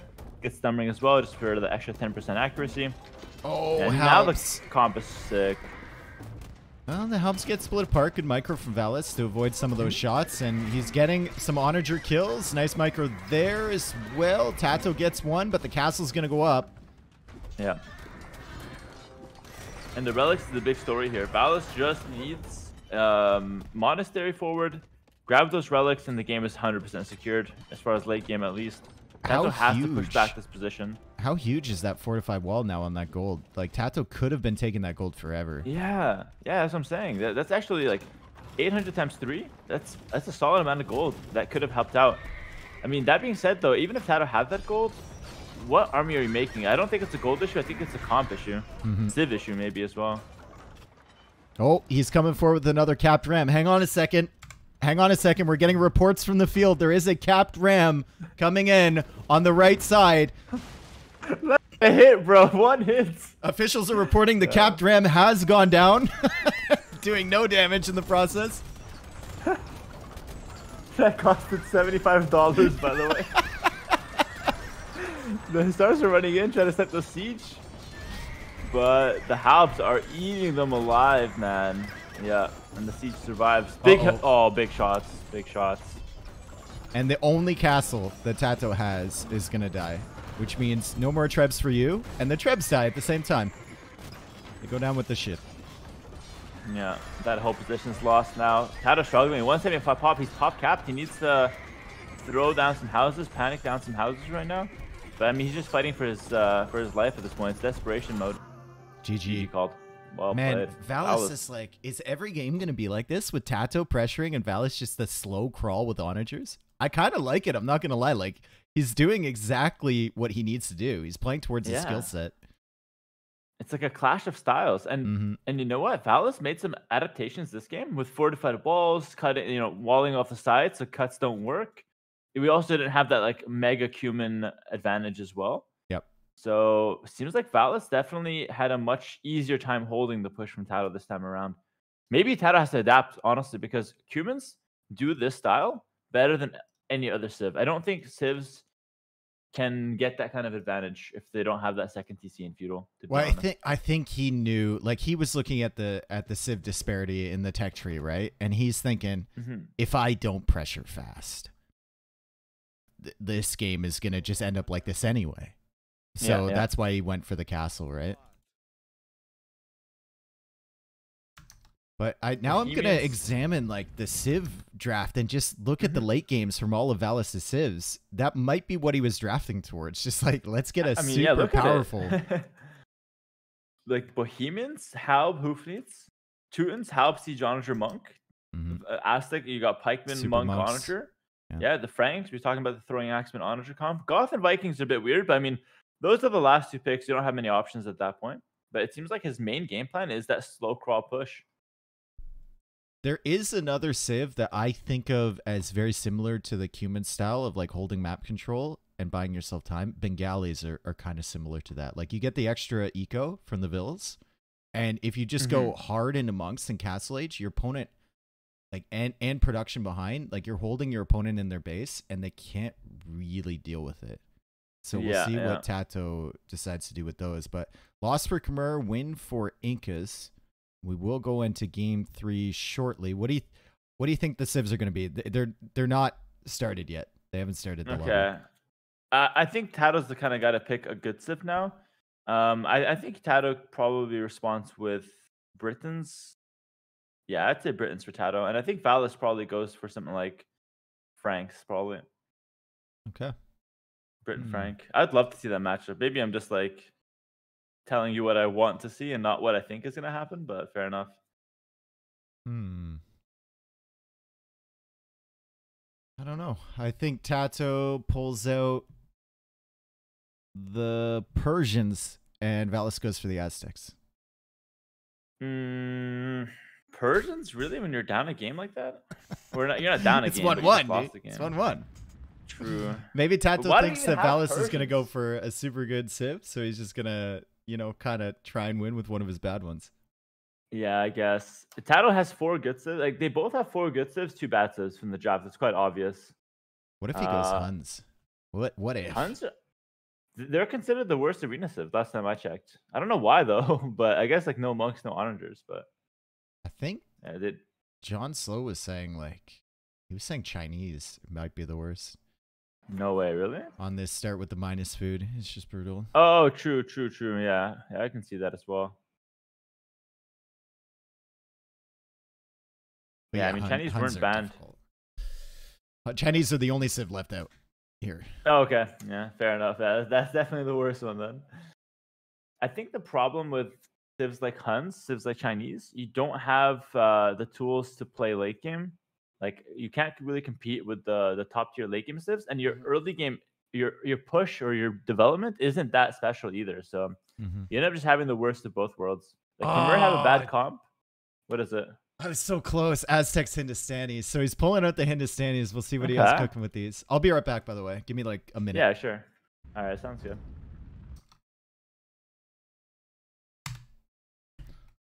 All right, guys. Thanks for being here. Thank you. Thank you. Thank you. Lars for the gift sub. Frederick, welcome back, dude. Thank you for the sub. Principalo, welcome back. Robert, thank you for the 13 months. Pauper, thank you for the 15. Anarchy, we just had a kid. It's yours, not mine. And Stan Vista, thank you for the tier 1, dude. Appreciate it. Welcome. I'm going to go get a cup of coffee. I'll be right back.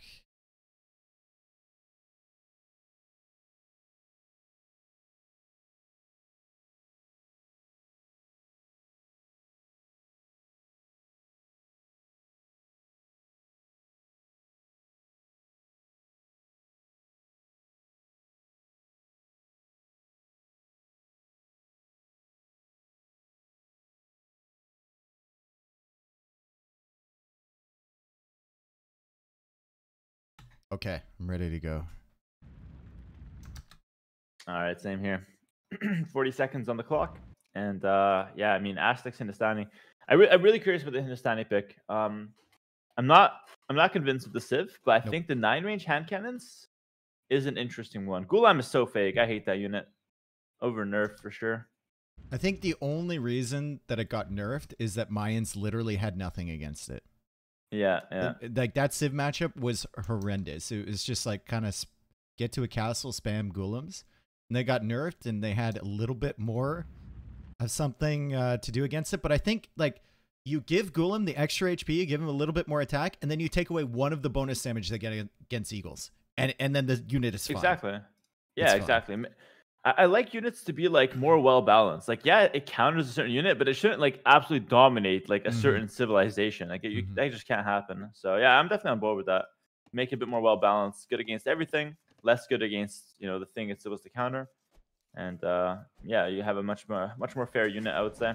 Aztecs Hindustani, green for Valis, red for Tato, of course. And I really want to see a similar approach this game for Valis. The 2 barracks, I think that did a great, a great opening for him. And he goes right back to the Meso Civs. And you were talking about late game comps for Hindustanis. The gunpowder composition is incredibly, it's just oppressive, right? With the extra range on the hand cannons, you can micro around like onagers and stuff like that. And then you get the bombard cannons as well. But Aztec monks are what I'm thinking of. And maybe even Aztec monk skirm. And then some pikemen as well to deal with the hussars if Tato mixes it in. So we might see Valis go for extended eagle production like last game, and then into that late game composition, create a snowball, and then just see if Tato can stop it once again. Yeah, and I think I was talking about this the other day as well. I think Aztecs ideally played in the late game don't spend any gold on the units. They want to spend it only on monks and siege. The trash units are good enough. Pikes do great. The skirms with the extra range and damage, amazing. So, stick with that. You obviously can make some gold units to get control of the map. The Eagles are strong, but Eagles in late game are not that impressive for Aztecs, especially up against like, I don't know, hand cannoneer and whatnot. So play towards your monks, play towards the trash units. You'll have a much better time with this Civ. The relics are really favoring Tato. Holy. He's got an L shape around his base with those relics. They're all next to him. Valis has 1 to chew on. That's it. Yep. And that sucks because Tato can just like break a wall, take a relic, go back in on like 4 different areas of his base, basically. Well, even the gate on the right side of his base, he can sneak out there. Yeah, hooking him up. Yeah, this is crazy actually. Big generation win for Tato there. I don't know. The whole relic situation on Arena is interesting as well.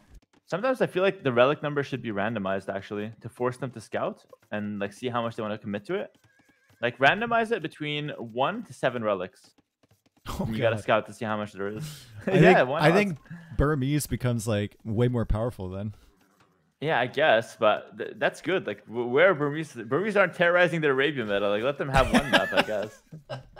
They're What's wrong already with good Burmese? on Arena though, but they would become even better if you didn't have to guess how many relics there were. Yeah, yeah, yeah. I don't know. I think that would make the map more interesting. If there's only one relic, you probably just want a pure boom, but you have to scout. Means that yeah, you might not want to lure deer right away. It makes the map a bit more interesting, but I haven't thought it through 100%. So maybe I'm just waffling a little here. It's fine. We have nothing to do. I usually read the messages in the resources at the beginning of these games. So like if you look at Tato's base, there's an L outside. There's also another L. No, LJ. You see what I'm talking about? Wait, what? Tato's base? the gold outside of Tato's base, there's an L there. There's a J there as well. How is that a J? It's another L. I see two L's. No, because it's a J. It's facing the other way. You see the stone? And in front of his base. Oh, you're now I've got you. Now you're on to this degenerate stuff. Oh, yeah, no, it is a J. It is a J. Obviously, yeah. Yeah, and then like there's like a TOL near Valis' north side of the base, so it's telling us something. I just don't know what it is. Welcome to Masters Arena. Yeah. Hold on. When you cast the T90, he's counting lumber camps, and you're in your own world looking at the letters in the sky or whatnot. What's going on here? I thought that was just common knowledge. Anyone that watches my stream knows this. Like, and when he's talking about lumber camp numbers, I'm in the corner looking if there's like a wolf or something chilling. That's actually so jokes, bro. I don't even blame you guys, because like if you do one arena game, you can definitely fill it out with like strategy talk. But if you do 7 in a row, forget about it. Like it's not that much to talk about. Yeah, I got my quota in on like filling time with all those Red Bull events. Like you know, when they message like, oh, Hera's taking a break, we're gonna have to fill 8 minutes. I'm just like, oh my god. Just learned how to talk about nothing. That's so funny. I mean, they're talking about limiting the pauses of the players these days. That's the hot topic in tournaments. They don't want players to pause anymore, because apparently it's a real-time strategy game. So yeah, I'd say like it's so difficult though, because real life things are going on. So it's an interesting discussion to have. If I'm not allowed to pause, I want to be hooked onto some IV. Supplying me with fluids, because I don't want to have to take a break and eat or drink water if I'm not allowed to pause in a long game. Valis is coming forward. He got Lim. He's going up. 23 villagers. 23 villagers is going up to Castle Age. But I guess he got Lim, so you have to factor that in. What is that barrack? He goes through a barrack and then some palisade walls. What? He just wanted to show him the barracks, I guess. Hang on. Hera, let me cook. Okay. So Valis is going to go for a barracks here, and then he's going to slowly build his production buildings in a line over to Tato's base and make a cage for his units so his monks can like crawl out across the map and be safe. Okay. Palisade wall on one side, production on the other side, and then boom, it's like a tunnel. He's tunneling to Tato's base. Yeah, exactly. No, it's not working. He's going forward with the villas. Crap. Makes a couple spears. He clearly wants some monasteries in the center here. He's up really fast. Tato's getting Horse Scholar now, so he's kind of in another dimension here, just kind of developing his economy. Valis going for the push. I like this. Aztec monks are your best tool, so if you utilize them correctly, you're looking good. I like how he went for the barracks really early too. A lot of players that go for like this double monastery push, they'll spend that wood on a siege workshop right away, and they won't have that barracks early, so they won't be able to support their monks against the scouts or their villagers against the scouts. Yeah. Barracks is like hella crucial. I don't even think you need the siege first, because initially you just play for the relics. Yeah, right? you just play You're for playing the monks. for the relics. Yep. Yeah, and you just like stockpile the monks, and then the siege comes out, boom, one round. Like it's quick. It's a quick addition. One round, one magna, whatever you want, really. But Tato sold 100 stone. He is already reacting. He obviously wanted to just add 2 TCs, sees the push, sells 100 stone. Maybe he'll make 1 TC and then react somehow. But I'm not sure what the reaction is looking like, to be fair. Sanctity early, please, Valis. Unless he's going to build up like 4 monks and then go out with that. But Sanctity is hella important. There we go. Yeah, nice. I love the way this Let's go, Dave. Yeah. Yeah. That's good. That's you. That's you, man. You got the theory, and the player knows about it as well, which is sick. And there's Both the on Siege same Workshop. page. The timings for Valis, it's just so practiced. Like you can tell when you're watching this guy that he's been training for this event, and he's come really far. And so far, it looks like he's got a chance to go on to the finals against Tato. It's gonna be tough, but he's played super well so far. Yeah, and there's a good amount of prize on this. It's a 10K tournament, so at the end of the day, it's not like the S tiers we're used to, but it's a good amount of prize pool for you know, for semifinals onwards, I would say. So definitely Valis in a good spot to secure some of that here. Couple monks coming out. Also, well done, Dave. You predicted the 2 monastery, the early sanctity, and then the siege workshop as well afterwards. So this is kind of your game right here. Dude, I'm cooked. I've been casting this tournament for 2 weeks. My brain is literally scrambled eggs. I went from Rage Forest to this. You know how my God, you know the pathways to my brain, they're like twisting around each other. It's all done now. This was that's usually I could do like one of those tournaments and that's it. Although I've been impressed by how entertaining the arena games have been. I'm not gonna lie. Yeah. I've been kind of dogging this map a little. Kind of changing my mind a bit on it. It's a bit stale sometimes, but I like it. He's making a little colony here for his units. Maybe he could wall this in, add in a couple gates or something. At the end of the day, he's still got a problem in that Tato could just delete the walls and come in from the other side. But yeah, the more choke points you have, especially when you're playing Spearman Monk, the easier it is to defend against these scouts, and the outposts as well, giving him vision if Tato's going to come around the sides. Tato did manage to snag a relic because Valis doesn't seem interested in those at the moment. Also, it's worth mentioning that this forward position kind of solved the whole like relics close to Tato's like situation. So Tato snags one, but the other ones are kind of closer to Valis's monastery, or at least a couple are. So long term, relics looking decent for Valis. And now he's getting pikeman attack. I did not expect that. Wow, okay. So really committing to this push here. He's so patient, man, and he knows what he needs to do. Like, he's not even sending a single monk. So many players would send a monk out to get that relic in the north. Oh, he's sending it now. Okay. Oof. He's waiting. Yeah, I think he just didn't want to take the risk. Now that he has the outpost, it's going to be a secure secure play. But look at this. I like that, actually. Look at this. Light cap coming in. Look at this. This is why, hey, you don't do it maybe, but this is why you make the outpost as well. Yep. That was sick. He went out, saw the light cap, went back in. Perfect. That's exactly how you should do it. People should learn from that. 2 stables, by the way, from Tato. 2 stables into the pikeman, though. So Valis knows what Tato's like ideal play is here. And, you know, Lycaf can still win the fight and snipe the siege if you do it correctly. You have to engage well, though. Looking for it. Was that like your cab outside honking for you, or what? No, that's the what's going on outside. I live in a big city right now, so there's all kinds of noises. Big engagement, though. Oh, Lightcap coming in. He gets 1 conversion. He gets 2 conversions. All the monks are going to go down, though. Mangonel goes down. Another Mangonel. Totally worth it if he kills this Mangonel, I think, for Tato. He doesn't get it. Oh, that was pretty good, right? That's worth it for Tato. He still has some Lightcap he can heal. Dude, we got 3 Lightcap for Valis, though. And that's like a super strong, quick unit he can run around with and potentially snipe the monks that Tato is adding. I think Valis could have done a better job with the monks, by the way. I think he could have kept him closer to the pikemen. He was too busy trying to defend the siege, but I think the monks were more important. And here come the light cav from Valis coming in to snipe the monks. 1 monk goes down, but he does take the Mangonel there. And he's going to take another monk. So Tato is finding value. Yeah. It's quite even, though. Both players are actually playing these fights quite well. And it's really hard to play out these fights, by the way, for both sides. Now we see more monks starting to pile up. What I like from Tato is that he sniped the monks. He didn't let them pile up, because the more they mass, the harder the snowball is. Villager goes down too. There's only 1 forward villager now from Valis. He's working away on that stable, which is good, but Tato added the 2nd stable behind. Now he's adding a 2nd TC. Some idle TC time from both players too. They were both 1 TC so far this game. Yeah, I love how things switched up.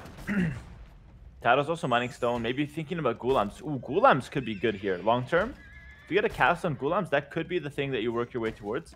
We see redemption from Tato. Okay. Needs that defensive tech, which is fair enough. Does have sanctity already on his monks.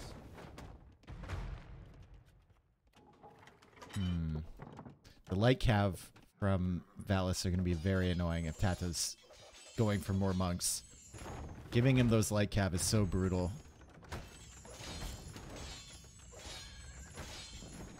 And he's even healing them up here, so he clearly wants to use that long term. Oh, Tato goes for a third TC outside. Okay. So he wants to expand and also develop his economy. 2 ranges being dropped. I don't like that one bit. What do you think of those ranges for Tato here? If you have the eco lead, sure, but you're still trying to expand, right? And like, there's double mangonel. You're counting on your monks getting conversions. And the ranges, they can't stop this push. They can pick off a few pikemen. The monks are kind of tanky from Aztecs, so you're going to need a lot of crossbow if you're going to go that way. Yeah, no, good assessment. Like, you're not solving any problems with those 2 ranges. I think playing towards Gulam was a much better idea. And he clearly wanted that, or else he wouldn't be mining stone. I think he's a bit panicky right now, though. Still doing a good job with the light cap, sniping off some units and healing them up, but the ranges are definitely a big question mark. I think it was more he saw he was floating wood and gold, and he's like, what can I add? And he adds the ranges here, but he hasn't made anything from them. Yeah. I mean, that's a sign of Valis throwing him off his comfort, throwing him off his game. Maybe Cav Archers can come out a couple of those, but... No, not against monks, man. Yeah, they died hard to monks. Yeah, exactly. Well, Mangonel's being converted. Atonement is in, by the way, for Valis. So Tata needs to run away from that. And it's just... Dude, the monk mass is here now. The monk mass is here, and there's not enough light cav to come in and snipe them again. He's got atonement. Things are looking very dicey, and Tato still hasn't made anything from those ranges. The ranges were definitely a mistake. Yeah, I think he's just given up on that idea. I don't know what he saw there. It could have been panicky. We'll have to ask him afterwards maybe, but let's see. He sets up that forward fill. That's good. He denies that barracks, so he's kind of slowing down the push. But now 3 mangonels, that's going to be quite a fierce push to stop here. Also, redemption coming in for Valis, so he's really committed now to this 1 TC. Oh, he gets a mangonel. He gets a mangonel. Yeah. Valis is getting redemption himself, and wow, that was like super minimum range on those mangonel attack rounds. Perfect attack round there. Tato couldn't even respond. Sick. Monks are getting a little bit more cocky now. You see how they're moving up? They're walking up to the light cav? Yeah. That's the Aztec monk special right there. You need more villagers forward if you're Valis. You can't repair these mangonels, and one goes down. Second one's about to go down. Maybe he could convert some repair villagers forward. He's sending another one. Sloppy though. We lost 2 mangonels to one cap there. That was definitely sloppy. He did convert 1 bill, but... Deal the relic, please, Valis, and just get out of there. He's busy with the conversions on the light cav. Oh, boy.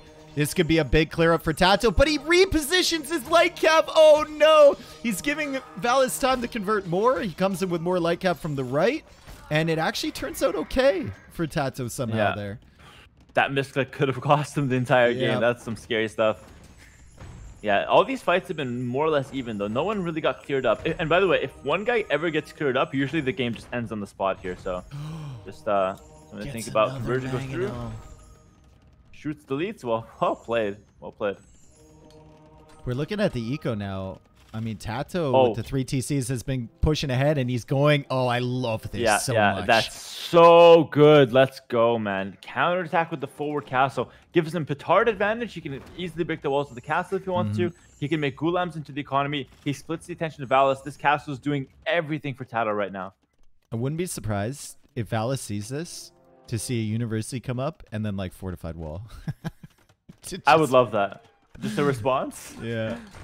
That would be really good. Does Valis see it is the question. He's going for more farms. Yeah, he's going for farms, so that's where he's spending his wood. The light cav are shifting over here. And he's not walling behind. He's just massing up at the front. So it is a risk from Tato, right? Like you're dividing your attention as well as your opponent's. And if you misjudge that or maybe over-invest into the push on the other side, your whole base could die. And now Valis is actually adding in rams. So he recognizes that the threat from Tato is very strong. So he wants to go for a bit more of a deadlier push, a bit more of a quick push. So he's going to go for the rams now, not messing around with mangonels for now. And let's see what he can do with those guys.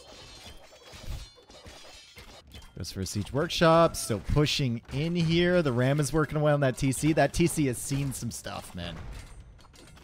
That TC has went down to like it's been through half it. HP repaired, and now it's going down again. Damn it. Oh, Valis does really he go, get the though. walls up in time? The light cav are coming. Valis, you need to pay attention. He's a BF player. Of course he gets the walls down in time. Oh yeah, this is what they do. The 2CA from Tato. I'm surprised we haven't seen petards yet. I think petards would be great as well. Valis, do not open the gate. Oh, he's My gonna brother. open it. He's probably Don't gonna open it, bro. No, there's no reason to open it. There's no reason to now. Please. But you know, Vils, they don't need a reason. Yeah, they don't need a reason. That's what I'm saying. Okay, he keeps it safe. He keeps it closed. Just Petards. finally kill that TC.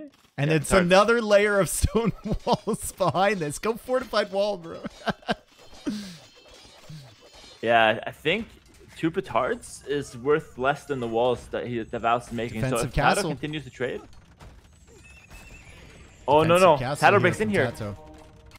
Ooh, Oh yeah, he goes to he's castle coming, at home. He's coming, he's coming, he's coming. He's through the walls. And Valis, I think he's all out of answers for this push. He sends everything to the TC. He's got double mangonel. He's going to have to hope for the biggest attack rounds of his life with those. And he actually leaves to the safety of the outside of his base with the mangonels. And the castle at home is going to stop his push. Yeah. Yeah, now Tato seems like he bought the time. Gulam could be a nice transition long term here. He's into Valis' base. Valis has been on 1TC for way too long here. And I honestly feel like this was a masterclass of how to completely change the tide of the game. That forward castle was so smart. And I think 4 out of 5 players just at the top just make it at home. So Tato's really proven his worth here. I honestly think that TC on the outside was just amazing from Tato. Also right? great, yeah. Like yeah. he takes kind the of gold set up there. that play. Yeah, and his other golds were untakeable. And he knew Valis was fully focused on this push, so he snuck out to that gold over there, and that enables all of this. Wow, yeah, you're absolutely right about that. He took gold, and he snuck the forward vills without having to run through Valis' army. Amazing stuff there. Now, Aztec monks can do amazing things, but not against castles. No. And we don't have a castle from Valis. We don't have anywhere near enough resources to go up to Imperial Age. And we don't have any options right now. He's shifting over towards that gold TC to try and cut that off. But now Tato has access to gold underneath his castle at Valis' base. So, And now the game has been so stalled out. Like, Valis can push one area, but Tato has the whole map at his disposal. So he can always run. The threat isn't as scary. Normally, the problem with these arena pushes is that you run out of space if you're the defender. But in this case, Tato has a ton of space at his disposal. And as you can see, he's just going to run. And that's completely fine. Rebuild. it's all over getting now. involved. Valis is bringing the Vils versus the CA. I gotta respect that. To the last breath. Bring the Vils versus the Petard. You'll win the 1v1. 1v1 him. Just Yep. send one. Send the dude. That guy does not want to sacrifice himself for Tato's Empire. He's not interested. He got the whole gear on, but Yeah. he's just his mind is not in it right now. He's telling Valis he's a beer salesman. Bro, I got the kicks. He's like, this? No. This is not Yeah. explosives, bro. Trust. Wait, hold on. I think the army better talk some sense into him. No, he's No, holding his he's ground not here. going, man. He's not budging. Oh my god, dude! All the buildings being converted in Tato's base. The push is still going somehow. Yeah, Redemption's kind of OP, by the way. For those that don't know, you can load up your charge on a building and then change your conversion at the last second to a unit, and you'll always insta-convert. So that's what Valis was doing there, and it's actually like crazy good, but I think it's just a bit too late. It's like 10 minutes too late in this kind of game. It's still stressful for Tato though. Like it's not a calm game still because your base is being pushed, and you can't seem to find as many villager kills as you might have wanted on Valis' base. However, his eco is a little bit idled, I think you could say. Yeah, disturbed. I think Valis needed monks at home, though. What was the Siege Workshop at home accomplishing? Wouldn't monks at home just solve all the problems? Like, you just convert the cav archers. Yeah, there's light cav, but you just camp them to the TCs. I think monks at home would have been great, to be honest. I don't know. It feels like what happens if you go for Armored Elephant? There you go. You need the mangonels behind your walls, right? Yeah. There's always a threat, I guess. But, yeah, monks really would have been pretty nice. He's getting some now, but maybe a little too late. It's fine. He'll just goes to convert himself a 47. new base. It's okay. Yeah, sure. He got himself a working new his way- market, some shiny new archer ranges. Let's see if he puts those to more use than Tato was. I mean, Tato did make some CA, I suppose. So that's not too bad. He made 19 CA? Where are they? Oh, he's got some at home as well. Okay. Yeah, now the light cap CA play is actually good. Yeah. That's really strong. That's really this solid. AI army with the Ram and the Monks and the Eagles and everything. He's trying to convert them. He's trying to attack units with the Ram. Get him, Ram. Get him. Get him. Oh, it's the too Ram slow. is tanking. No, it's tanking hits, bro. It's tanking hits. Okay, now it's the army's dead. It's going in. Yeah. Hit the monk, bro. Show him who's boss. No, get that cav archer. Yeah, that one. Yeah, he's got that one cav archer just getting rammed. Sick. I think the Petard died. I don't know what happened, but he died. Oh, GG. Okay. GG. Yep. That was another good game, though. This is a good set so far. Very long, shaping up to be a very long set if this keeps going like this. But more importantly, what I like is that we're not seeing the same thing over and over again. We've seen 3 different games, 3 different strategies. That's cool. I like that.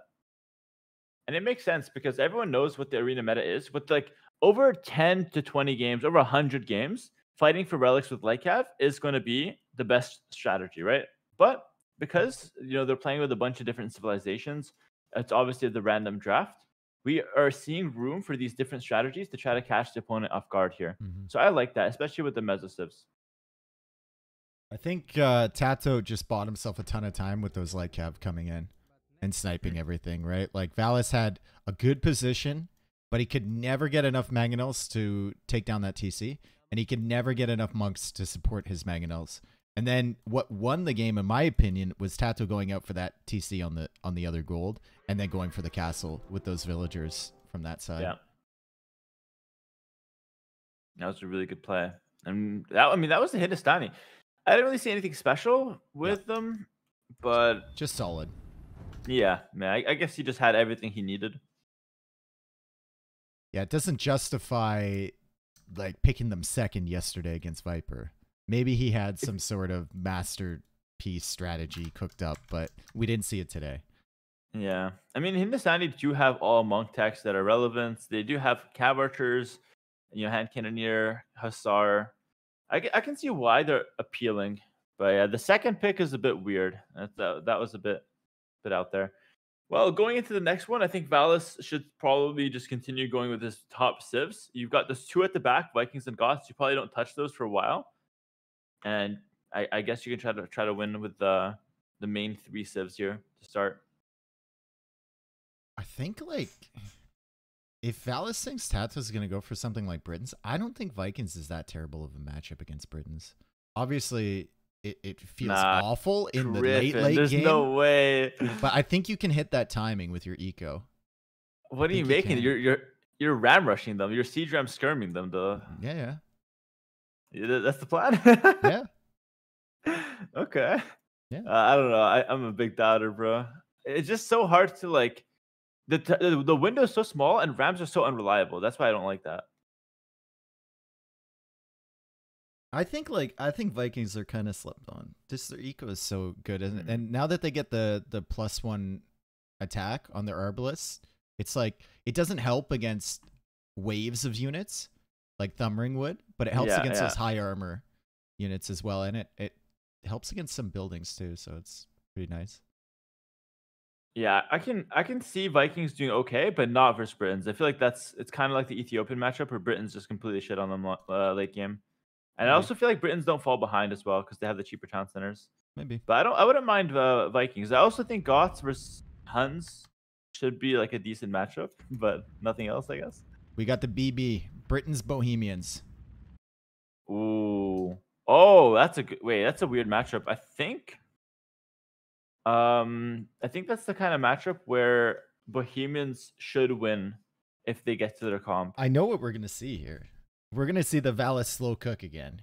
My man, he's going in the oven at like 250, and he's just he's just gonna wait until everything is fully risen, and then he's gonna take the cake out with Ufnitsa and everything.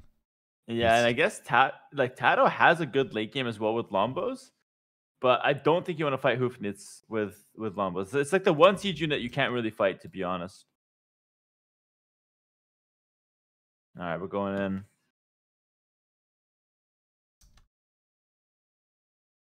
Tata will have options though against Bohemians late game. Britons, especially if he's got some room to run around with his archers.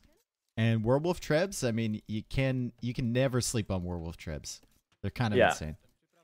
Yeah.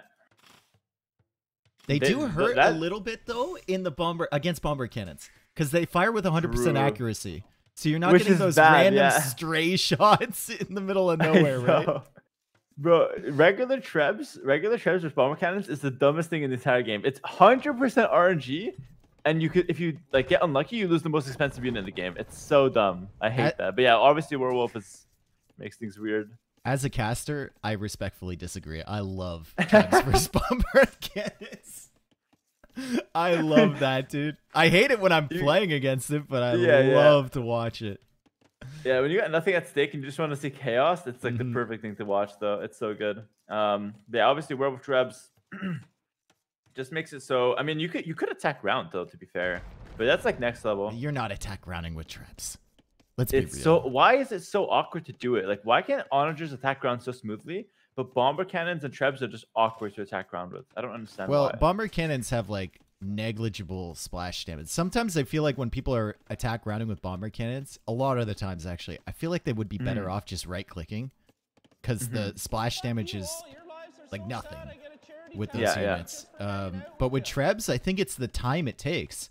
You think it's like a second to fire the projectile, it's 1 or 2 seconds, and then it's like 3 seconds in the air. So by the time you gotta predict, like you gotta be looking into the future. You're doing the math, you're doing the trigonometry or whatever, and if you're even half a second off, it doesn't do anything.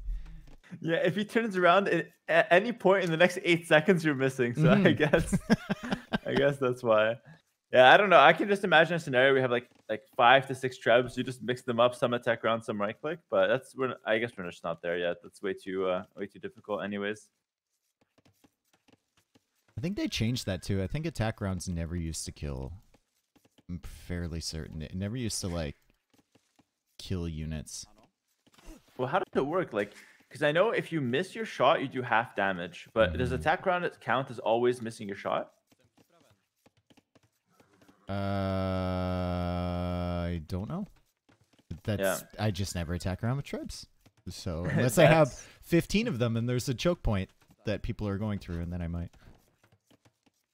All right, 2 lumber camps each. We're counting them.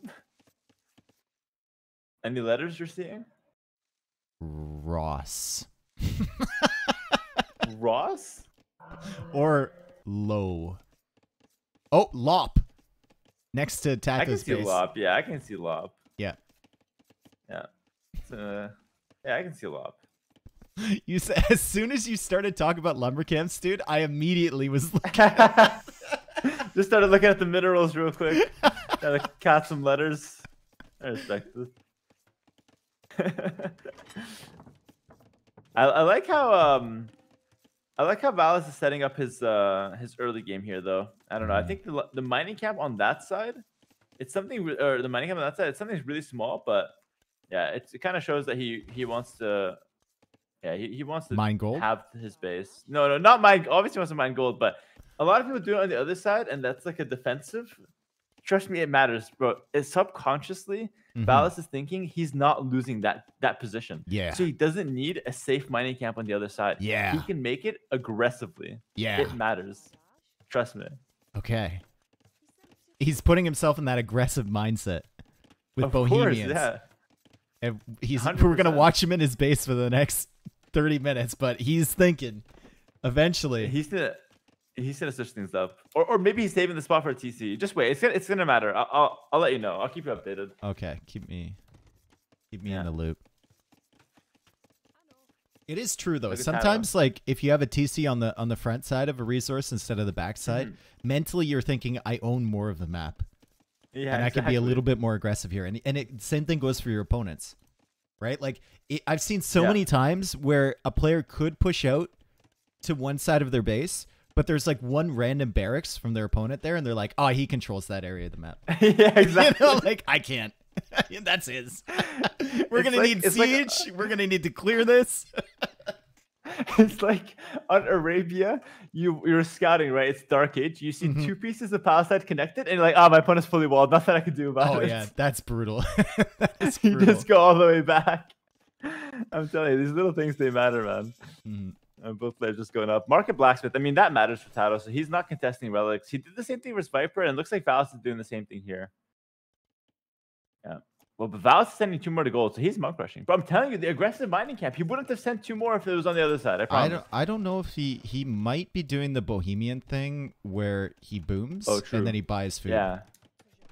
Which I think is a really good strat, because early with the mining upgrades automatically for Bohemians, you can get that gold in really fast, and with the food prices being cheap in the early game, you can keep the TCs running. But he is sending a 5th villager now. Yeah. No, I actually like that. Yeah, that's pretty good. First of all, mining gold in general is just like the best thing you can do in the early game when you're, having a low economy. But now he makes the barracks, so he is pushing. He is pushing. Okay. Or maybe he's doing both, mining some gold for the push, and also he can just buy some food or whatnot, whatever he needs. 6 villagers is a little aggressive. I think he might just be going Spearman into double monastery forward again. I don't know if I like that, though, because I remember seeing, I don't know how it is these days, but I remember seeing a while ago, Bohemians just dominating Britons with that Hoofneys play. Like, Britain just having no answer.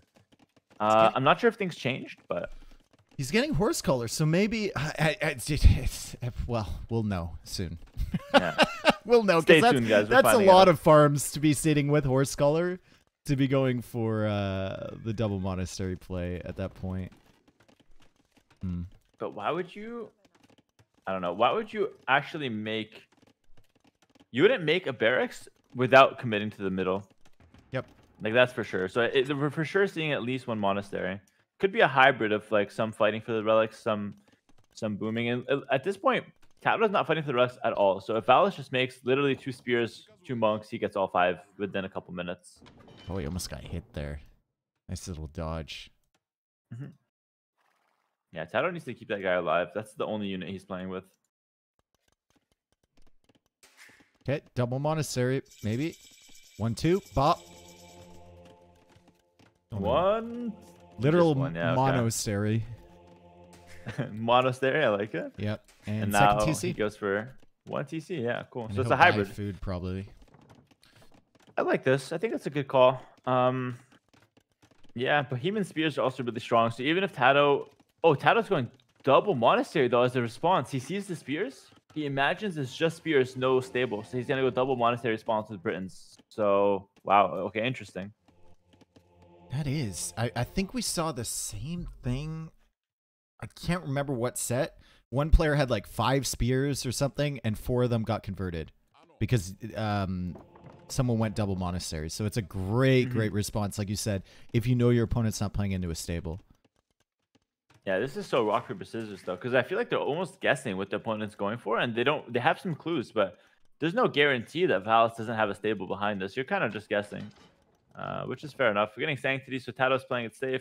Getting Heavy Plow as well, so he wants to have a really solid 3 TC boom, and probably won't go for a 4 TC if you get Heavy Plow early. Usually that's how it works. No, it's the GL special, dude. He'll go for a 4th TC. They just need anyway. Heavy Plow. It's something about like their makeup. They just need Heavy Plow. Yeah, fair enough. I have seen them kind of trolling with that upgrade a little bit, though. Getting it too early. It's not as good as an upgrade as you think it is. It like, feels, it's an upgrade that feels good. Like you definitely, It seems like you notice it. I'm not sure if it's actually making as much of a difference. He's healing the monk behind. Wow. Nice play from Tato. He had Sanctity. Sick. Healing it behind, and Valis has to delete his scout, and he doesn't have any scouts on the field now unless he converts Tato's over here. That was such a crazy play. That was a micro move that actually has high impact, because now without that scout in the field, Tato's a lot more confident with these monks. No more scouts coming out from Valis, and you can easily convert the spears. Spearman is being converted. Scout is trying to be taken out, and worst possible result for Valis. He loses the monk and the Spearman.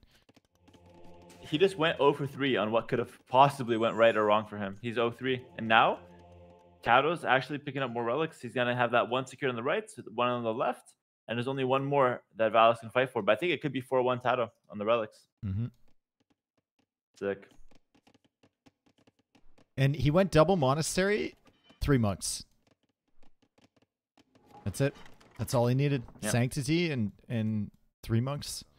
And he's grabbing all of the relics now. Oh my god, only 1 relic for Valis. Crazy. I think we're just going to see Valis now boom up and go for the same thing that he attempted in all of the games so far, basically, except last game. Yeah. He's just going to go Hufnitsa, Hal, slow push out.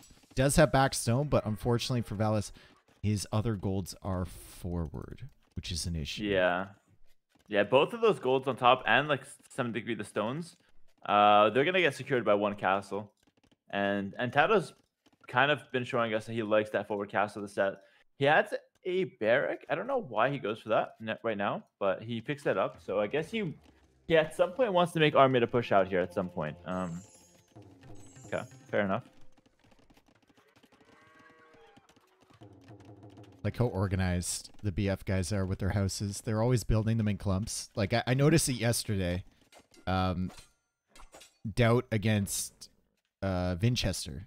Yeah. Vinchester, I mean, isn't a BF player, but he was organizing all of his buildings perfectly, especially in that Poles game where he was playing Berbers. All his buildings were perfectly organized in squares. You know, he did the city planning. He drew it up. He had the plan. He figured it all out. I look over at Doubt's base with Poles, which is the one civ where you really want to keep your buildings in check. And there's houses everywhere, man. There were like houses in standard spots, not beside the TC. There was full works with only 4 farms working. Like it was just so scattered. It was crazy. I remember the exact same thing as well. And the crazy thing about what Doubt was doing there is that he would place the houses in the perfect way to deny as much space as possible. He'll space them out like 2 tiles away, and he's just taking up so much of his precious full work farming space. And he almost then he went up to 10k wood. Yeah, but he went up to 10k wood and didn't make farms because there's no space because there's houses. By the way, 4th EC from Tato, so yeah, he just heavy blow is just mandatory for him. But I mean, Valis did pick it up too, so both of them are pretty well boomed out here. And we're gonna see a siege workshop from Valis, probably a university as well at some point because you can get chemistry and castle. Oh, he already has. He does have one. Yeah, and he's going up quite quickly here, so he intends to maybe take a little bit of map control here before he gets to Imperial Age. Yeah, I think you want to go up early because you need to have the Hofni's upgrade cooking from a while, like as soon as you can. It's not that expensive. It did get obviously made more expensive, but it takes a long time. So the most important thing is getting that as soon as you can, or at least starting the bombard cannon creation. Very important for Bohemians. Handcart coming in. Did these villagers not have fervor? Yeah, I was gonna ask. I don't think they do. No, they don't. They don't. Wow. Okay. Yeah. Well, that's a missing tech for sure. For sure. Definitely should have picked that up. Oh, Tato's going for outposts. Guys, take notes. This is how you play arena. These are the best arena players in the world right now, and we're seeing how important the emphasis on outposts is. And as soon as you can, send some villas and make some outposts. It's just too crucial here. Man, fervor's kind of like not having that's kind of a little bit of a throw there. Yeah, I definitely agree. It's so cheap. It gives so much value. And wait, Valis is just moving out here. Okay. But we have archers already produced from Tato, but he gets out here before the outposts are in. Still, there's a monk there, so Tato can just clearly see this is happening. He's not doing anything against it. And here come the archers now. Sanctity would be big as well for these villagers if he's going to make a castle. But the archers are here. Fervor now. Does have that one mangonel. Crossbow fletching coming in. If Tato got those earlier, he was floating res. Oh no, he didn't click MP yet. My bad. Okay, it's all good. He gets crossbow and fletching now though, so maybe he can kind of hit some of these vills. Imperial Age just clicked. Valis has the map and has the faster imp though. Bro, this villager war on the right side of Valis's base is the dumbest thing ever. Send a third one. Try and negate the healing. No, she's winning. 1v3. She's gonna win. Oh my god. How is it so fast? If she takes out one, then she'll be fine. No, don't. Oh, No. you were winning that. If you took out that one Vil, you would have been fine. No, wait, hold on. Let him cook. He replaced her though. That's good actually. No, okay. That was insane. He still has the Vil now, and he's ready for next round. You got a fresh fighter in there. Stable. Oh no. God, he's so annoying. Outpost, which is apparently his favorite building, and then anything you can, stable goes down to get something. It makes something happen. Okay.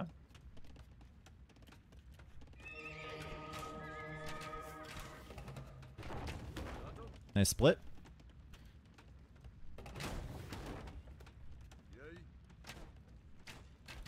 Okay, Valis, attack round on the right side where Tato's going to split again. Missed a little bit. Okay, buddy, you can do it this time. I believe in you. Nope. Bomber cannon's coming down now. Yeah, the Mangonel. It's the Vil is still inside Valis' base, by the way. And Valis is just going to go for a castle there. He's like, I don't need this headache. Scouts are coming out from Tato. Crossbows are still there. Another villager might get converted. It's so annoying.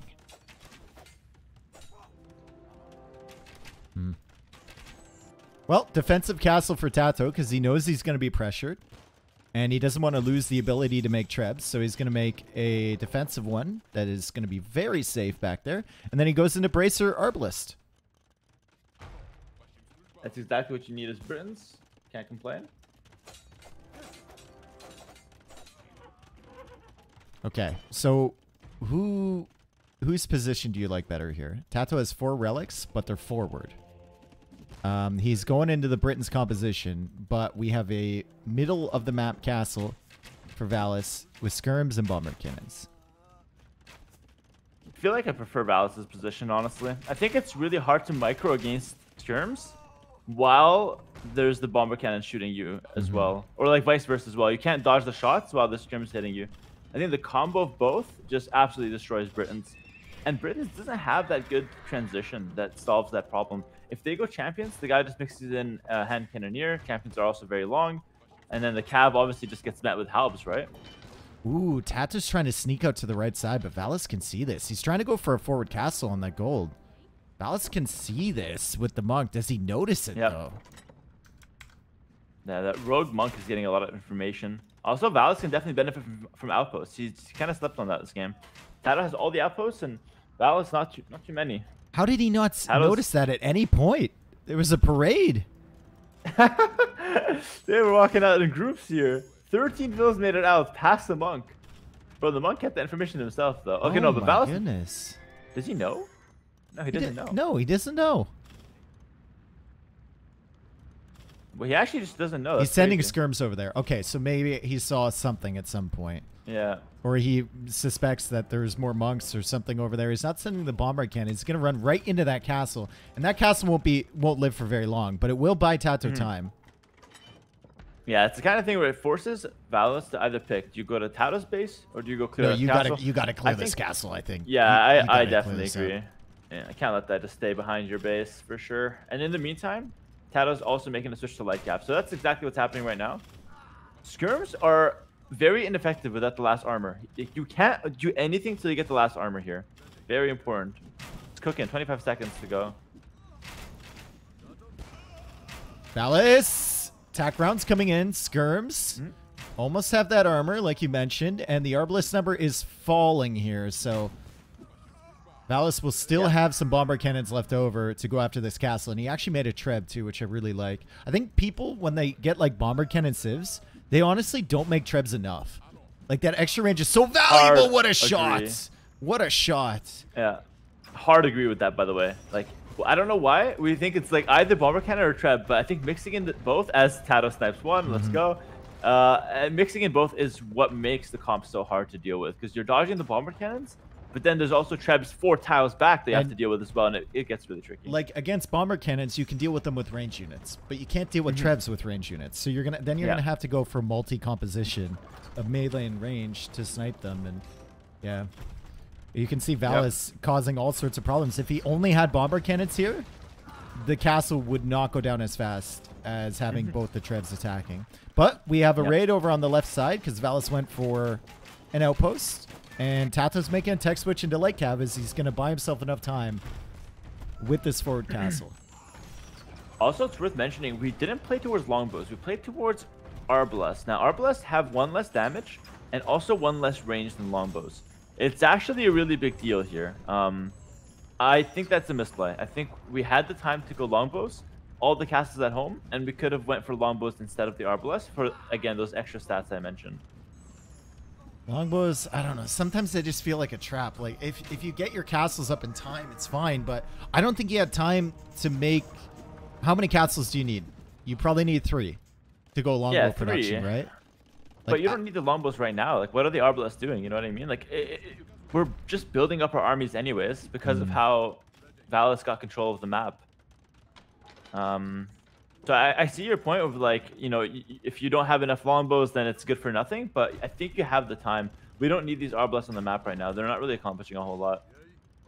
Yeah, they're pushing over on this side. Hufnitsa is still a minute away. And Valis will want to wait before engaging. Because these bomber cannons can be sniped down by those arbalests with that ridiculous range. But Hufnitsa, they're a little bit tankier, and they do have more splash damage, so it's hard to micro around them. All the villagers on the right side went down. And Valis is now focusing on the middle, and the Treb's still giving him some value here. No werewolf yet from Tato. Never mind. There it is. Yeah, siege engineers coming in as well. Love how Valis gets all the important techs around when he needs them. It's really good, actually. He's good prioritization on those. Oh, but hold on. We don't have enough halves. I like have run in. But the Hufnitsa are stuck in the skirms, and Tato can't really find an area, and the halves are still there, and the Hufnitsa, well, they are very tanky. All of them survive. Trying to go for some attack grounds on the Arbalest doesn't get them, but Tato has to respect the castle. Dude, they're so tanky, though. They are so tanky. They're living a lot of these shots. And if you just repair them, what are we working with here? 90 HP, and we have 6 pierce armor. So the Arbalest does 4 damage only. Pretty important here. That's why I like the Longbow. Longbow does 5 damage. That's a pretty big deal. Nitsa taking out the Trebs, but Tato manages to Treb down the one that was at 1 HP. Finishing that one off with hella overkill. Also hits another. I think he has Werewolf, though. Yeah, he has Werewolf, so he's hitting 100% accuracy here. I'd love to see more Trebs from... Oh, he's nice. He's producing them. Trebs, especially in this position, are going to make life so difficult for Tato. Hufnitsa need to get a little bit closer, but the Trebs can take down that castle. And he's forced to engage here. Tato does have Werewolf Trebs, but if you put yours at it... Oh, Valis, don't just run in with that thing. Okay, there we go. Yeah, I think this composition is more like a Halb Onager Treb composition. Like, the bomber cannons aren't hitting buildings. They're hitting units. That's their main job. And yeah, that Treb just wanted to die, I guess. Like, it ran in twice, bro. Like, come on. Yeah. It was listening to some, like, Billy Talon and stuff. It was not feeling good about itself. Yeah. Okay. Halb's on the wrong side. Skirm's on the wrong side. Valis is losing control. What's going on here? This is unorthodox from him. I think he's just kind of struggling to, you know, build up his siege count. Once he gets there, he should be fine. But Tato sniped probably 4 of Neats already and multiple Trebs. And there's Arbalest with long range from both sides. So the Neats are still being sniped down. Just needs a mental reset, Valis. He needs to, like, slow the game down a little bit. And Tato needs to keep it firing on all cylinders. That's actually a good point. Because the thing is, Tato can just micro like 10 Arbalest here, 10 Arbalest there. It's a lot easier to keep them in, you know, in close, I guess, hands. But for Valis, if the army just runs all over the place, it's really hard to reunite those guys together and keep that harmony intact.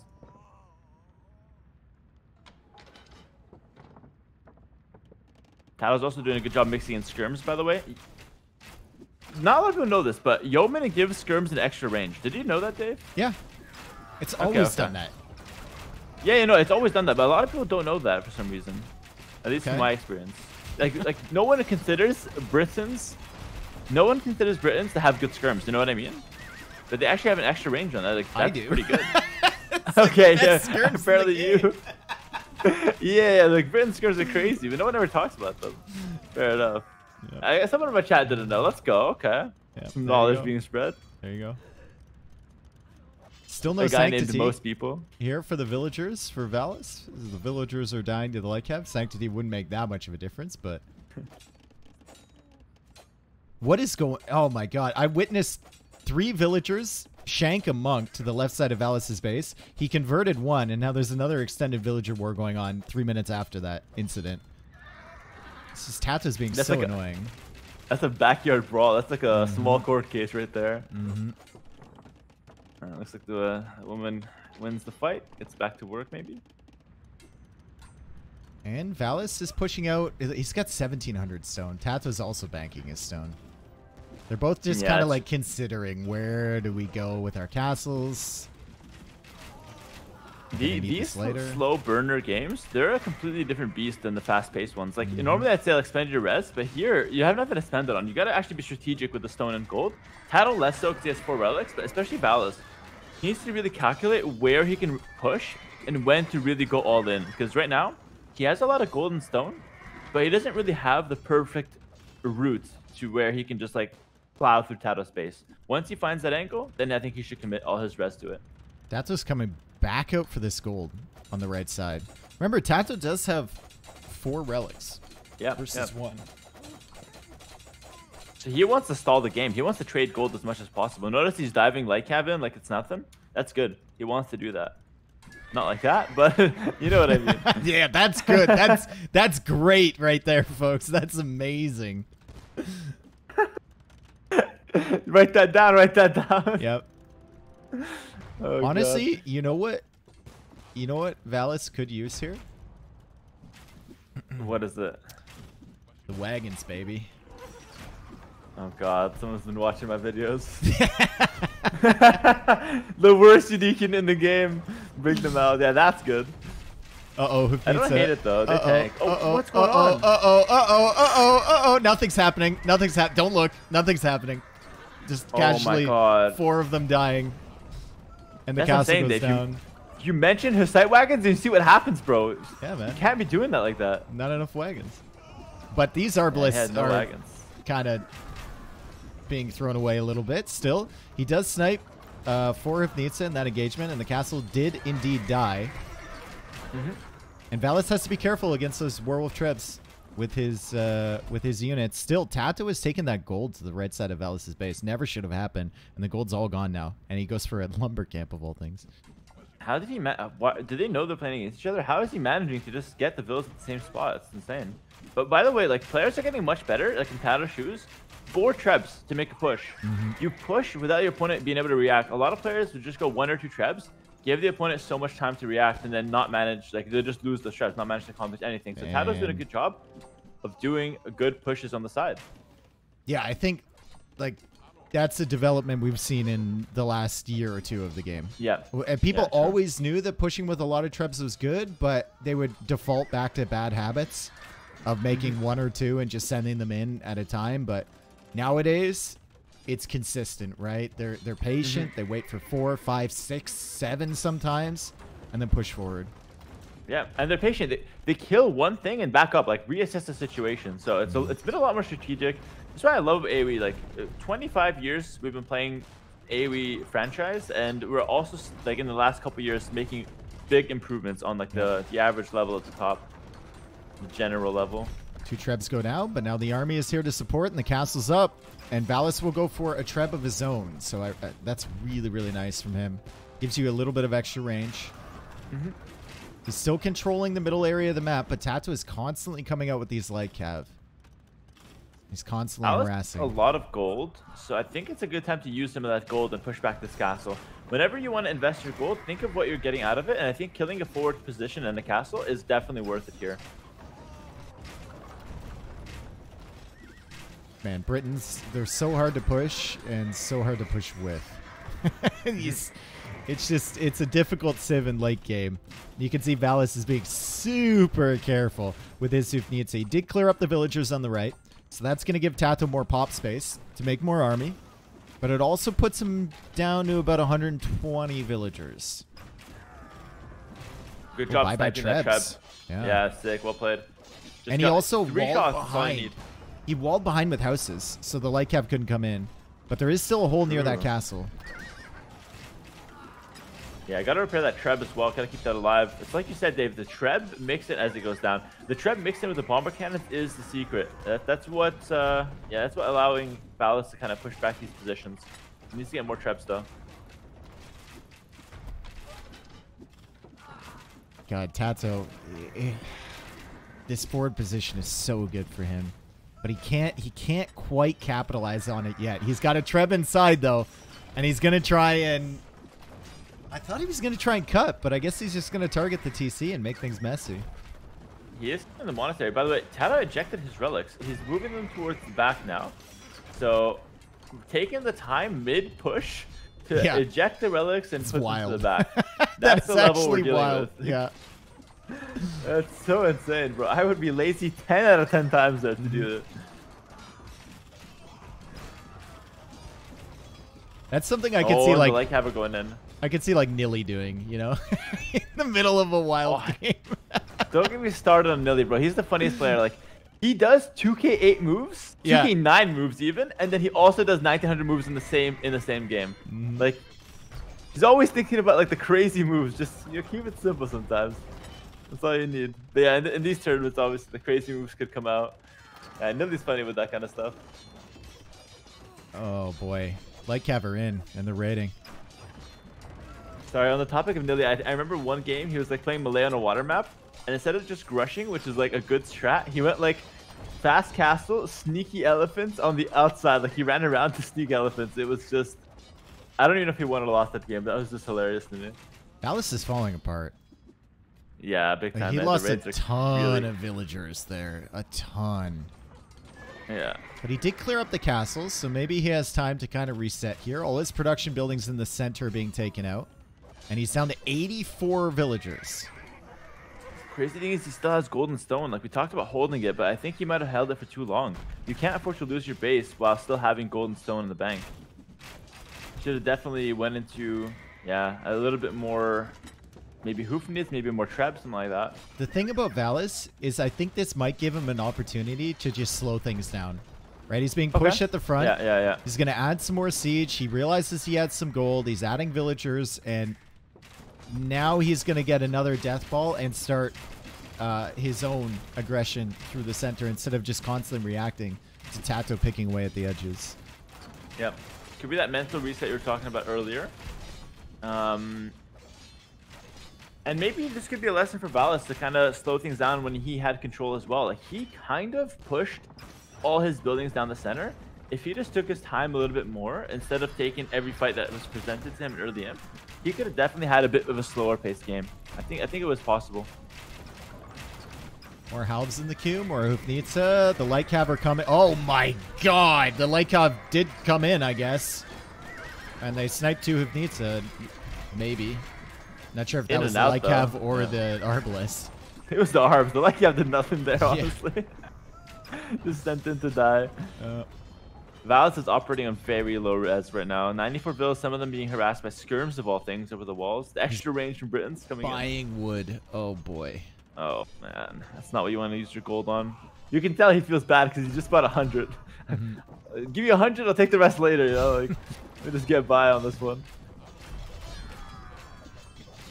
Oh, these Arbalists are so annoying. They're gonna snipe the Hoofnitsa, so they will die, but Valis needs those units, and now his production buildings are gone. He's got 10 skirms queued up in one burning archer range.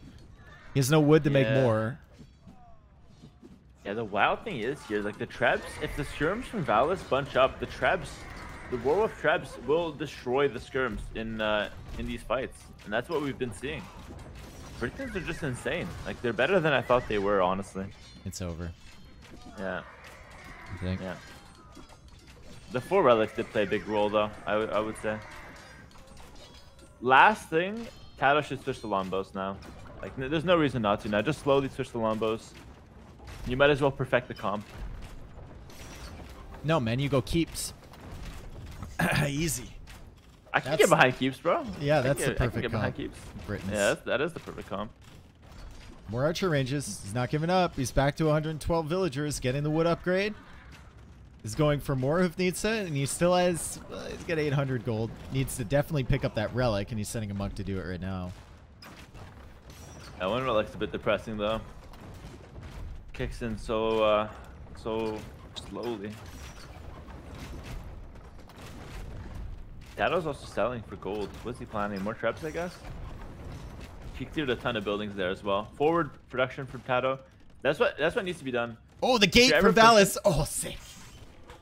Oh, that saved a lot there. He got a double gate. That was nice. That was nice. Yeah. If you're ever pushing for Tato like this, definitely go forward production, by the way. It's really good. Yep. It will take your opponent time if they ever push back to clear it up, too. Gives you more time to react. Castle is still being ranged, and it's an ugly situation. Yeah, I was going to say delete that mining camp for Valis. Tato keeping all of his ranged units forward to prevent the Hufnitsa from coming to kill the Trebs. Once that castle's down, there is nothing to stop Tato from coming into the eco, and I think Valis, once again, is going to struggle against this. The raids, or maybe not. He had like 10 halves and a monk come out of that TCG. I don't know how long they've been there, but they were ready to fight. Tato just lost a lot of units. Like, that was crazy. Maybe, yeah, maybe this is the last chance for Valis to set up a slow push it back, give it one last try. We're out of gold though, it's looking rough. Sell the stone maybe, just go for it. One last push. Those militia are an insult to Valis. The 2 militia he has right now. It's like, bro, you're wasting my gold. Oh, he never got Blast Furnace. Does it really matter, though, against the Hussar? I don't think it does with the Bohemian Halbs. Not a lot, but when the Halbs are pushing out the skirms, it actually does make a pretty big deal, to be honest. Like, that's a big upgrade to miss. The militia exposed that. Click the militia and saw the missing to attack. Hufnitsa are just dying. Like, they may take 10 Arbalists with them every time they die, but it's just not enough. This is the problem I had with the nerfs to Bohemians. It's once again, it was a top tier arena civ. You nerfed its best unit twice. It was a double nerf. They nerfed the units and they made it more expensive. And then we have a civ like Britons, which should die to Hufnits, just beat them. Yeah. I guess it's fair enough. People were sick of the civ, but double nerfs hit harder than people think, I feel. Well, like Cav, coming in again. At what point does Valis call it? Now is a good point. 5 minutes ago is a pretty good point too. I think at this point, GFG. Okay. GGFG GG. Good freaking game, yeah, bro. Damn. Well played, Tato, though. Yep. Yeah, well played, Tato. Honestly, I did say that the winner of Viper Tato wins the tournament. That was my prediction. And I will say Valis is putting up a good fight. I still think he has a chance, to be honest. But I do think Tato's showing his worth in Arena right now. He is really showing his worth. I thought Valis had such a good position there, but he kind of got distracted, right? Like, he could have taken out that castle on the left side of Tato's base, but he got a little bit too distracted. And then losing 4 Hufnitsa to the light cap coming in when he lost them under the castle was probably not good. I think that was the turning point, actually. Like, yeah, it was a messy game before then, but that was like when that happened, Tato just started steamrolling, and Valis had nothing to step back. He was also kind of pickling his gold a little too much, just kind of saving it for next tournament. I'm cool with that to a degree, but you gotta make something happen, you know? I wanted to see Hussite wagons, dude. The balance team is working on them. Don't worry, you'll see them soon enough. No one's making them in the current state. And Skirb Arb, I think it would be decent.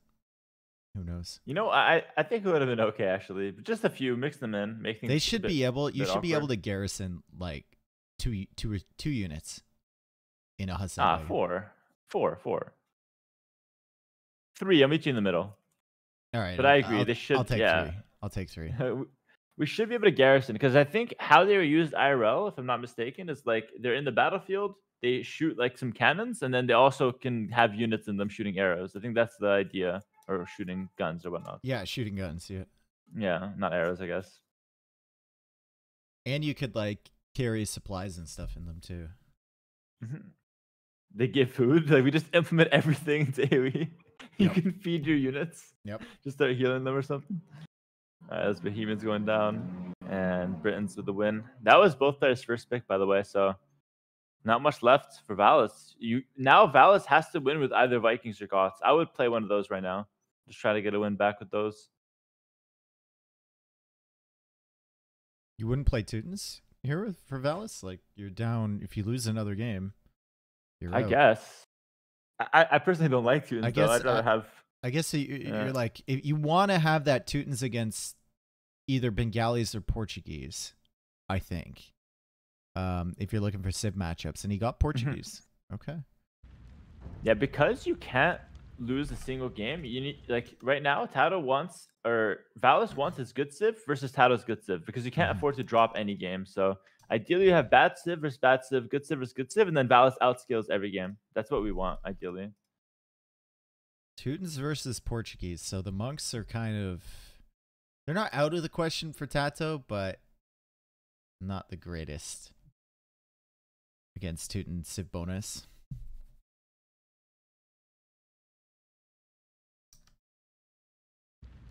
And organ guns, well, they're worse in low numbers now. They're better in high numbers than they used to be. But they're not really as dominant a play anymore on Arena. Organs? Yeah. Apparently they're better versus units, though, by the way. No, dude, like in high numbers, just the distribution of their shots, it's like you fire a siege onager shot at a group, especially a group of like infantry. They just melt. Yeah. They absolutely melt. But the low numbers, they're less good now. Okay, so it got changed into kind of like a late game unit and not like that degenerate, like fast castle drop all in. That's good. Less degenerate strats, the better for me personally. Well, I think that became super degenerate when Portuguese got wood from the berries. Yeah. And in addition to like Nineville starts, like we would see the arena games with Portuguese just be ridiculous, right? 24 villagers, castle age into forward castle drop. Like, how are you ever supposed to have the eco for that? You shouldn't have the eco for that, right? Yeah, and your opponent is not even getting to castle age, and you already have a castle in their face. It's just, yeah, it's not it. And the best part about it is the follow-up. Like, you follow up into fast hit Vittorias as well. And obviously Vittorias have been nerfed since, but yeah, the crazy push, like in castle age, you take the relics, and then you go fast hit Vittorias. Your 40 vil economy ends up being a 160 vil economy once you get like a few Vittorias rolling. And then you're also like fast stim, so you have like monks right away. It was so strong. It was so strong. It's still possible, but obviously organs got nerfed and Vittorias got made more expensive, so not as easy to achieve. Okay, so Tato, Portuguese against Teutons. What would you do here in Tato's shoes? Are you comfortable playing into the late game here, or do you want to go for aggression? That's a good question. I'm not the best on Arena, especially with, all the civs. Let me think about it. I would say I'd want to light cap fight Teutons because they don't get light cap. So I'd probably just start off with that kind of approach. So I'd start with that, fight for relics, and then play from there. Okay. I don't know how Teutons are played out right now because you could go scouts, but if you go scouts, you have no husbandry and no light cap. Yeah, but so you're bound to lose. I mean, scouts are faster until husbandry comes in, right? So it's not the worst thing in the world. No, it does make sense. Like, you have more armor as a light cap, right? Logistically, it makes sense why you would be faster. Yeah. And I kind of like it. It's like, I don't know. I guess you're getting punished in a sense for going and upgrading to light cap, but it also opens the door to more strategies. Of just I kind of agree with you. I just don't like that it's counterintuitive. Like, it should be kind of made clear that this is the case. Obviously, the expert and the veteran players know about it. But yeah, I kind of agree with it. It does add a layer. Like, you're not forced to get light cap. If you value the extra speed, stay on scouts. If you want the extra 2 damage, the extra HP, then obviously grab the upgrade. Also, it's such a small speed difference that I'm not sure that it's affecting many new players' games. Like, oh no, I didn't realize when I got this upgrade that I was going to be 0.05 speed less than him. Damn, dude. Can't catch up. You only realize when your 5 HP light cap is getting chased down like a dog across the map by the scouts. That's when you realize it. Yep. You're like, what the hell? Like, I got husband G2, dog. Why am I running so slow? But yeah, I mean, yeah, we'll see how that plays out. I think Teuton light cap, or sorry, Teuton scouts are still pretty good. They have the extra armor. Obviously, Teuton farms are pretty smooth. Conversion resistance is in there. And then long term, I think we're gonna see a lot of monks long term from Teuton's monk Halb siege. Portuguese can definitely struggle versus that. Yeah, I mean, you go for the bombard cannons with Portuguese, and then they're just getting converted, right? And you're trying to convert his stuff back, but he's got the resistance, so could be an option. Yeah, I like Teutons, man. Teutons are just such a interesting civ on Arena. There's so many options. Yeah, I agree, and I think the recent changes to Teutons, I mean, recent like a year ago, giving their champions and their cav a little bit more armor, it feels like a bit more of a flexible civ. I kind of like the kind of options you can go for here. Dude, that was like 2.5 years ago, wasn't it? Oh, no, really? That long ago? Yeah. Time is flying by. That's a new change in my books, bro. Bro, Age of Empires, Age of Empires 4 this November is going to be 2 years old. Oh, man. Think about crazy. That. I know. Time flies. And I quit like 5 years ago, AB4, so I don't know what's going on. Time is flying like crazy. They got rid of animation cancel and Hera was just out. He's just done. Bro, I literally won the tournament on the most degenerate patch of AB4. I know. Like the units are like gliding. You can animation cancel to 5. I know. You can attack 5 times in 2 seconds, and that's the patch I won it on. Wouldn't change a thing though. God, that was so bad. I remember the one team game tournament where they were just like rushing the Wonder with elephants and animation canceling down the Wonder or that landmark or whatever. Oh, yeah. I remember. the elephant animation cancel.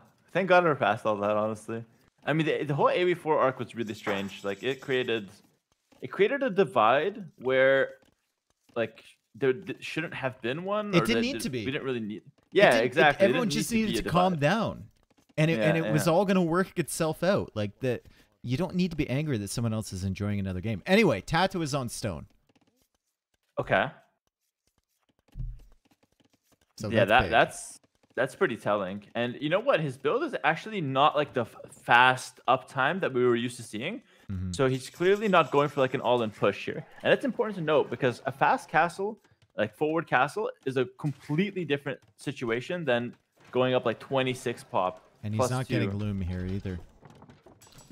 So he could just make it at home, or he could still go for like a middle of the map castle just to get the relics. That could also be pretty decent. Maybe. Stable for Valis, so he's playing into scouts. No surprise there. One thing they did do with Teutons, though, that made them like really a lot more appealing is they lowered the farm cost. It used to be 40, right? And they lowered it to 33, I believe. It kind of made the bonus a bit more like visible. You can really feel that you're getting a discount. Yo, Sandswell, thank you for the 9 months. We just had kids. Yours, not mine. Thank you. Yeah, and it's really smooth. I mean, look how many farms the Teuton player already has. He has like double the farms that over Tato, and he's playing into that. So he's gonna go for a food unit, makes a lot of cheap farms. So that still, it's not even he's getting more food for it. It just that it lets him add a TC while being able to commit to food units long term as well. So it just gets him that extra town center a bit quicker than a regular civ doing this, which is pretty nice. Valis is like, get your ass back here. Come on. Come on, Scout. Get back here. Just wait till he gets light gas. Oh, he's right on him, dude. And the second Scout's coming, actually. We got him. Yeah, and I think at this point, Valis is trying to figure out what Tato's game plan is. But Tato's doing that spear thing, so I think he might try to go for the forward castle. But then again, only 2 on stone. This is so confusing. Maybe it's just like, it's a slow burn, right? He's going to go for Spearman, like you said, mass up his army a little bit, and then he'll have something to support his villagers coming forward. Still, it feels really weird to have villagers taking a resource for so long since Dark Age that you're not going to use forever. Like, I don't know. Yeah, for example, we could have made the TC on the stone here, saved us 100 wood on the mining camp. TC. Okay, so it's kind of the slower Castle Age investment. Monastery as well coming out. Valis is playing a lot more standard, a lot more meta, going for the scouts into relic control. We've seen this a ton of times. And Tato's going for the thing I hate, which is the one barrack, spears, monks. I feel like this is kind of accomplishing nothing while still letting you invest into some things. And I gotta get my food, so I'll be right back, but you'll enjoy the cast. Okay. All right, Hera's chat. I don't know what to say. There's more scouts coming out from Valis, and he's controlling the areas outside of Tato's base. He's trying to figure out what Tato is doing here. And he sees the spearmen, but he doesn't see the two inside, so doesn't know about the full investment here. Sees a monk now, so Tato has indeed gone into a monastery. Tato tries to convert. That is the most hopeful conversion of all time against Teutons with a scout. Never going to happen, but he does push away Valis. And that gives him time to come out with some more spears and place a TC on that gold. Still on the stone with 2 villagers, though. So still slowly banking up towards the castle. Third TC at the back of Valis's base. And Hera will be back any second now with his food. What do we think that Hera got? I think he got like McDonald's. If I know Hera, he got McDonald's. He got McDonald's for sure. 100%.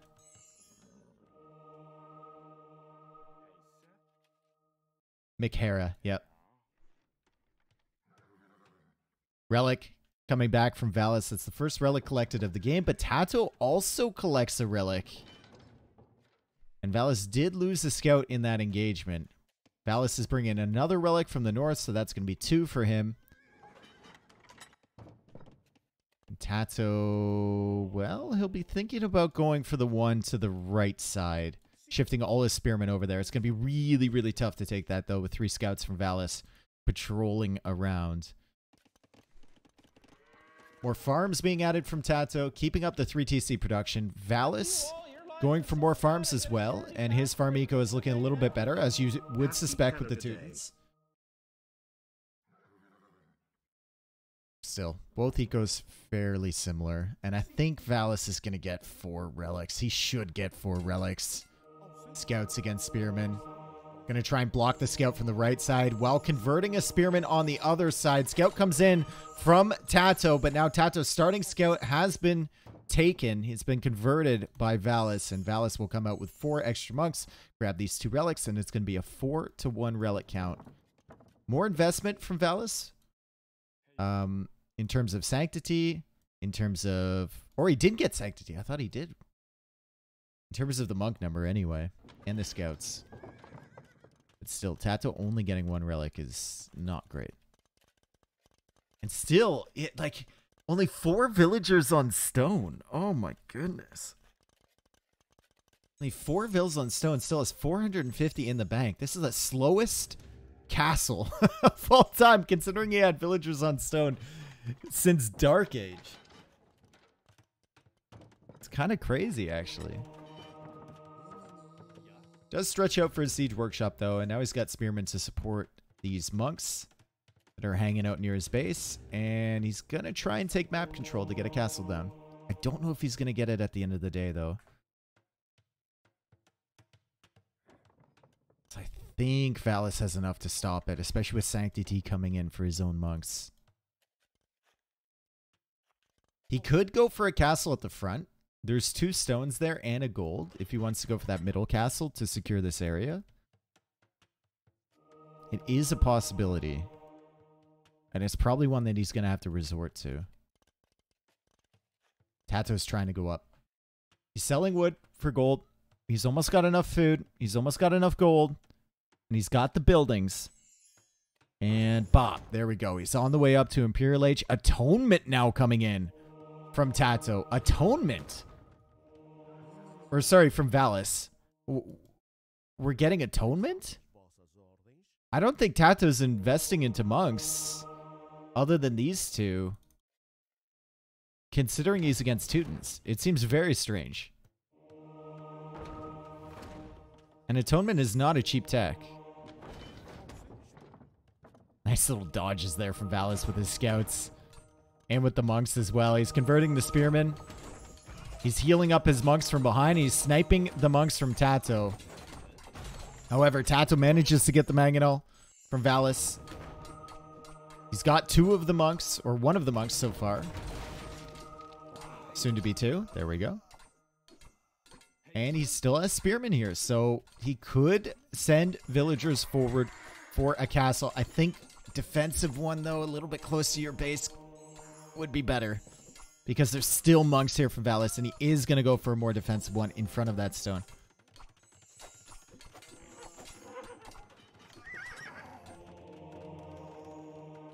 Another monastery here from Valis. Hello, Hera. I've been struggling without you. Yeah, no, thanks for holding it down. All right, what did I miss? What did I miss? Valis got Atonement. Okay. Which is weird because he's Teutons, and I don't think Tato's going into monks anytime soon. But there was a big fight in the center, basically resulted in a stalemate, and Tato finally gets that castle up. Still going to be 2 minutes faster to Imp, though. Yeah, I noticed that faster Imp right away. That's pretty crazy. He is down 10 villas from what I can see, though.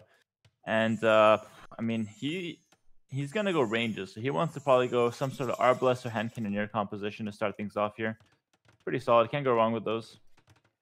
What kind of food you get? Burger and fries. The good stuff. From where? It's an Argentinian restaurant. Oh, okay. Yeah. Is it called Le McDonald's or like what? No. Damn, I said El McDonald's. Yeah. I was thinking the French one, actually. I was predicting that you got McDonald's. I guess I was wrong. Nah. I'm above that right now, Kappa. Can never be above the chicken nuggets. Portuguese going Arbalest makes sense. One relic though, one relic to 4. That's pretty. You could have told me about that one, Dave. Well, I mean, it's on your screen. I mean, it's on your screen. Damn it, man. I see the 2 monasteries. So Valis definitely committed heavily into that.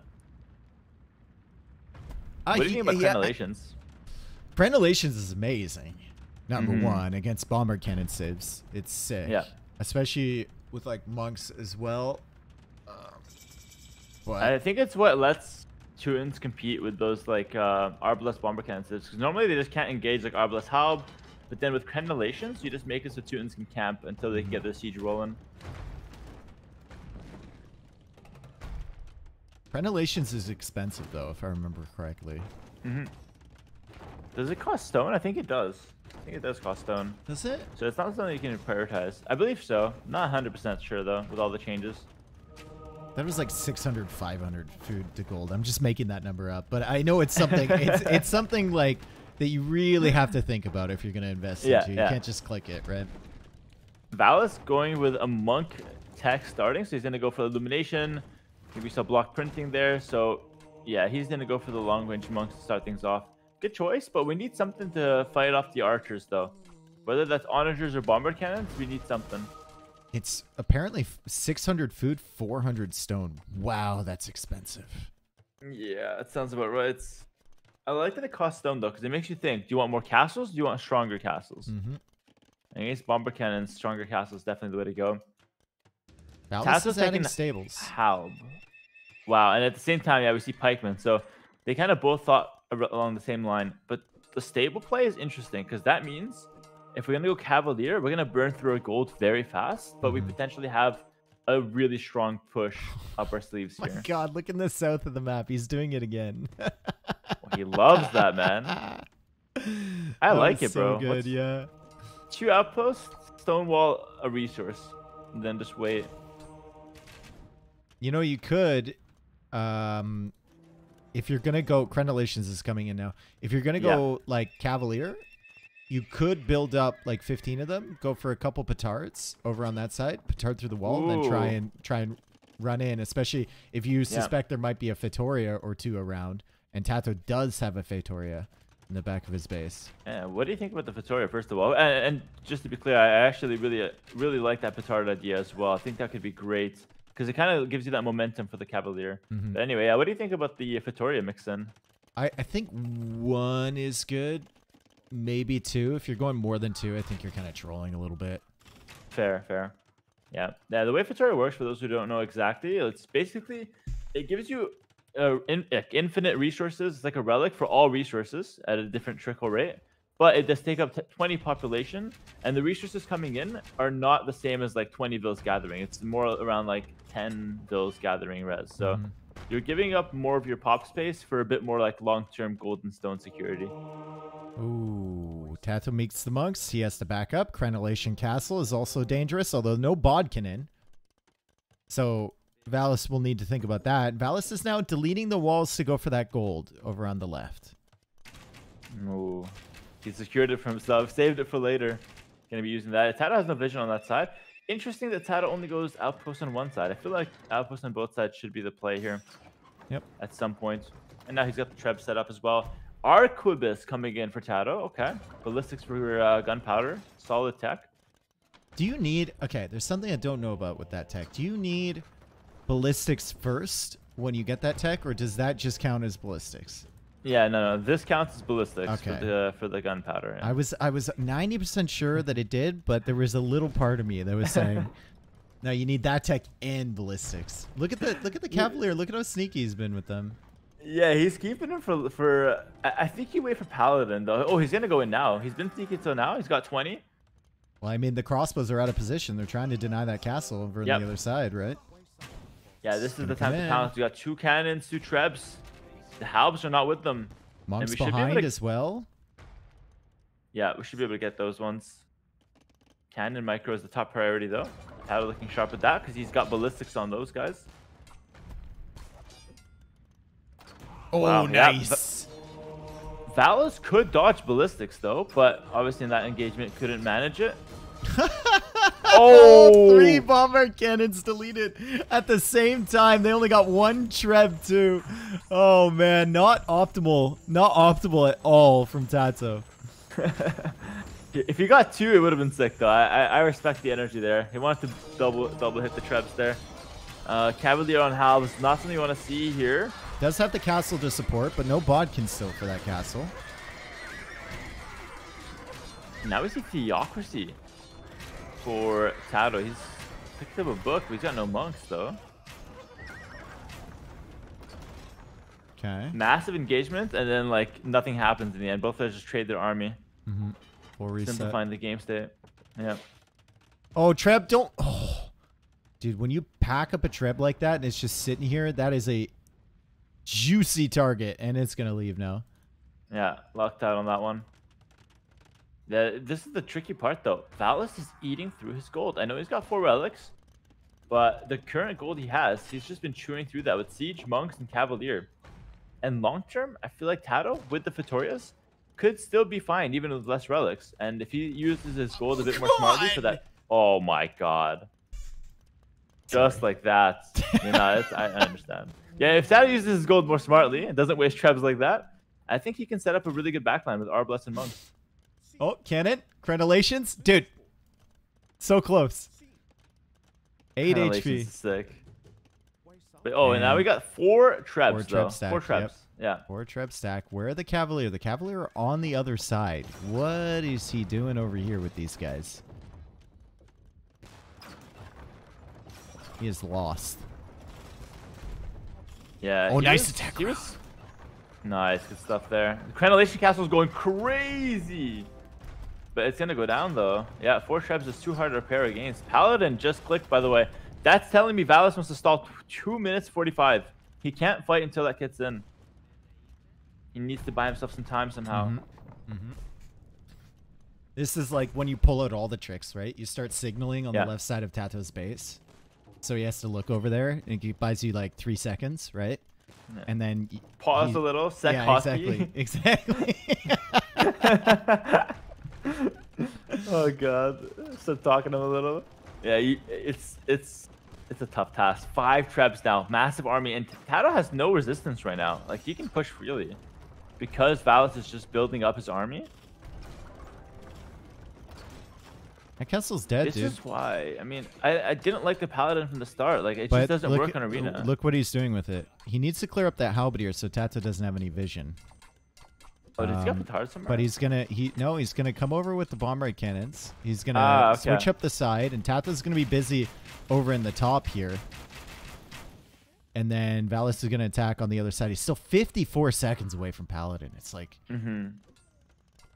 so slow. And honestly, I think Tato's push is much more devastating. Even if Valis runs in to Tato's economy, goes for a big counter push, I don't think it's as fast of a push as what Tato has. Because Arbalest sitting in your eco would just completely destroy everything right away. He could go, Valis could go for a defensive castle though, if he deletes some of the farms and then push in here. And he's pushing in right now. Cavalier is coming. Tato is repairing the walls behind this so that Valis can't get in. Castle will likely fall. And archer range is now being added from Valis. And Tato's push at the top hasn't gotten inside yet. It's 39 to Fortified wall, though. Fortified wall from Tato. He's going to stay really safe at home here. 4 cannons still taking down that castle, though. And Tato retreated. So Valis won that war of attrition right there. Does he take out the castle? It's being repaired. Yes, castle goes down. Valis, Paladins do beat Halberdiers one-on-one. They're not cost efficient, but they do win against them. And, well, he's got enough to kind of overwhelm. It's just whether he has enough gold to replace the ones he's losing. Yeah. You can't win the fight. You need to win the fight and do something. Because if you win the fight, Tato just makes more halbs, and he's completely fine. So you need to take the fight only when you have a follow-up. And Valis is waiting for that. He's teching skirms right now. Question is, does he have the time to continue waiting? Or will Tato just force him to trade against the halbs? He did get the archer upgrades because of the castle. So he got Fletching and Bodkin. But he doesn't have ballistics, right? And he doesn't have the armor upgrades for the skirms. And he's losing some of his paladin in the center. He's running out of gold, but he does have more gold to take where Tato was pushing before. Just needs to clear that up somehow. Yeah, he's going out for that as well now. 128 fills for him, so he still has a good amount of fills. I know. Oh, wait, did Tato delete the Fitoria? He deleted it. What the hell? Hey, one more pop space, I guess. Yeah, I guess, but doesn't seem worth it. Did you even recoup your investment from that? I don't think so. I don't think so. Yeah, I probably should just not have gone for it then. It takes way longer to pay off than that. But anyways, more Arbalest Hal versus Paladin Skirm.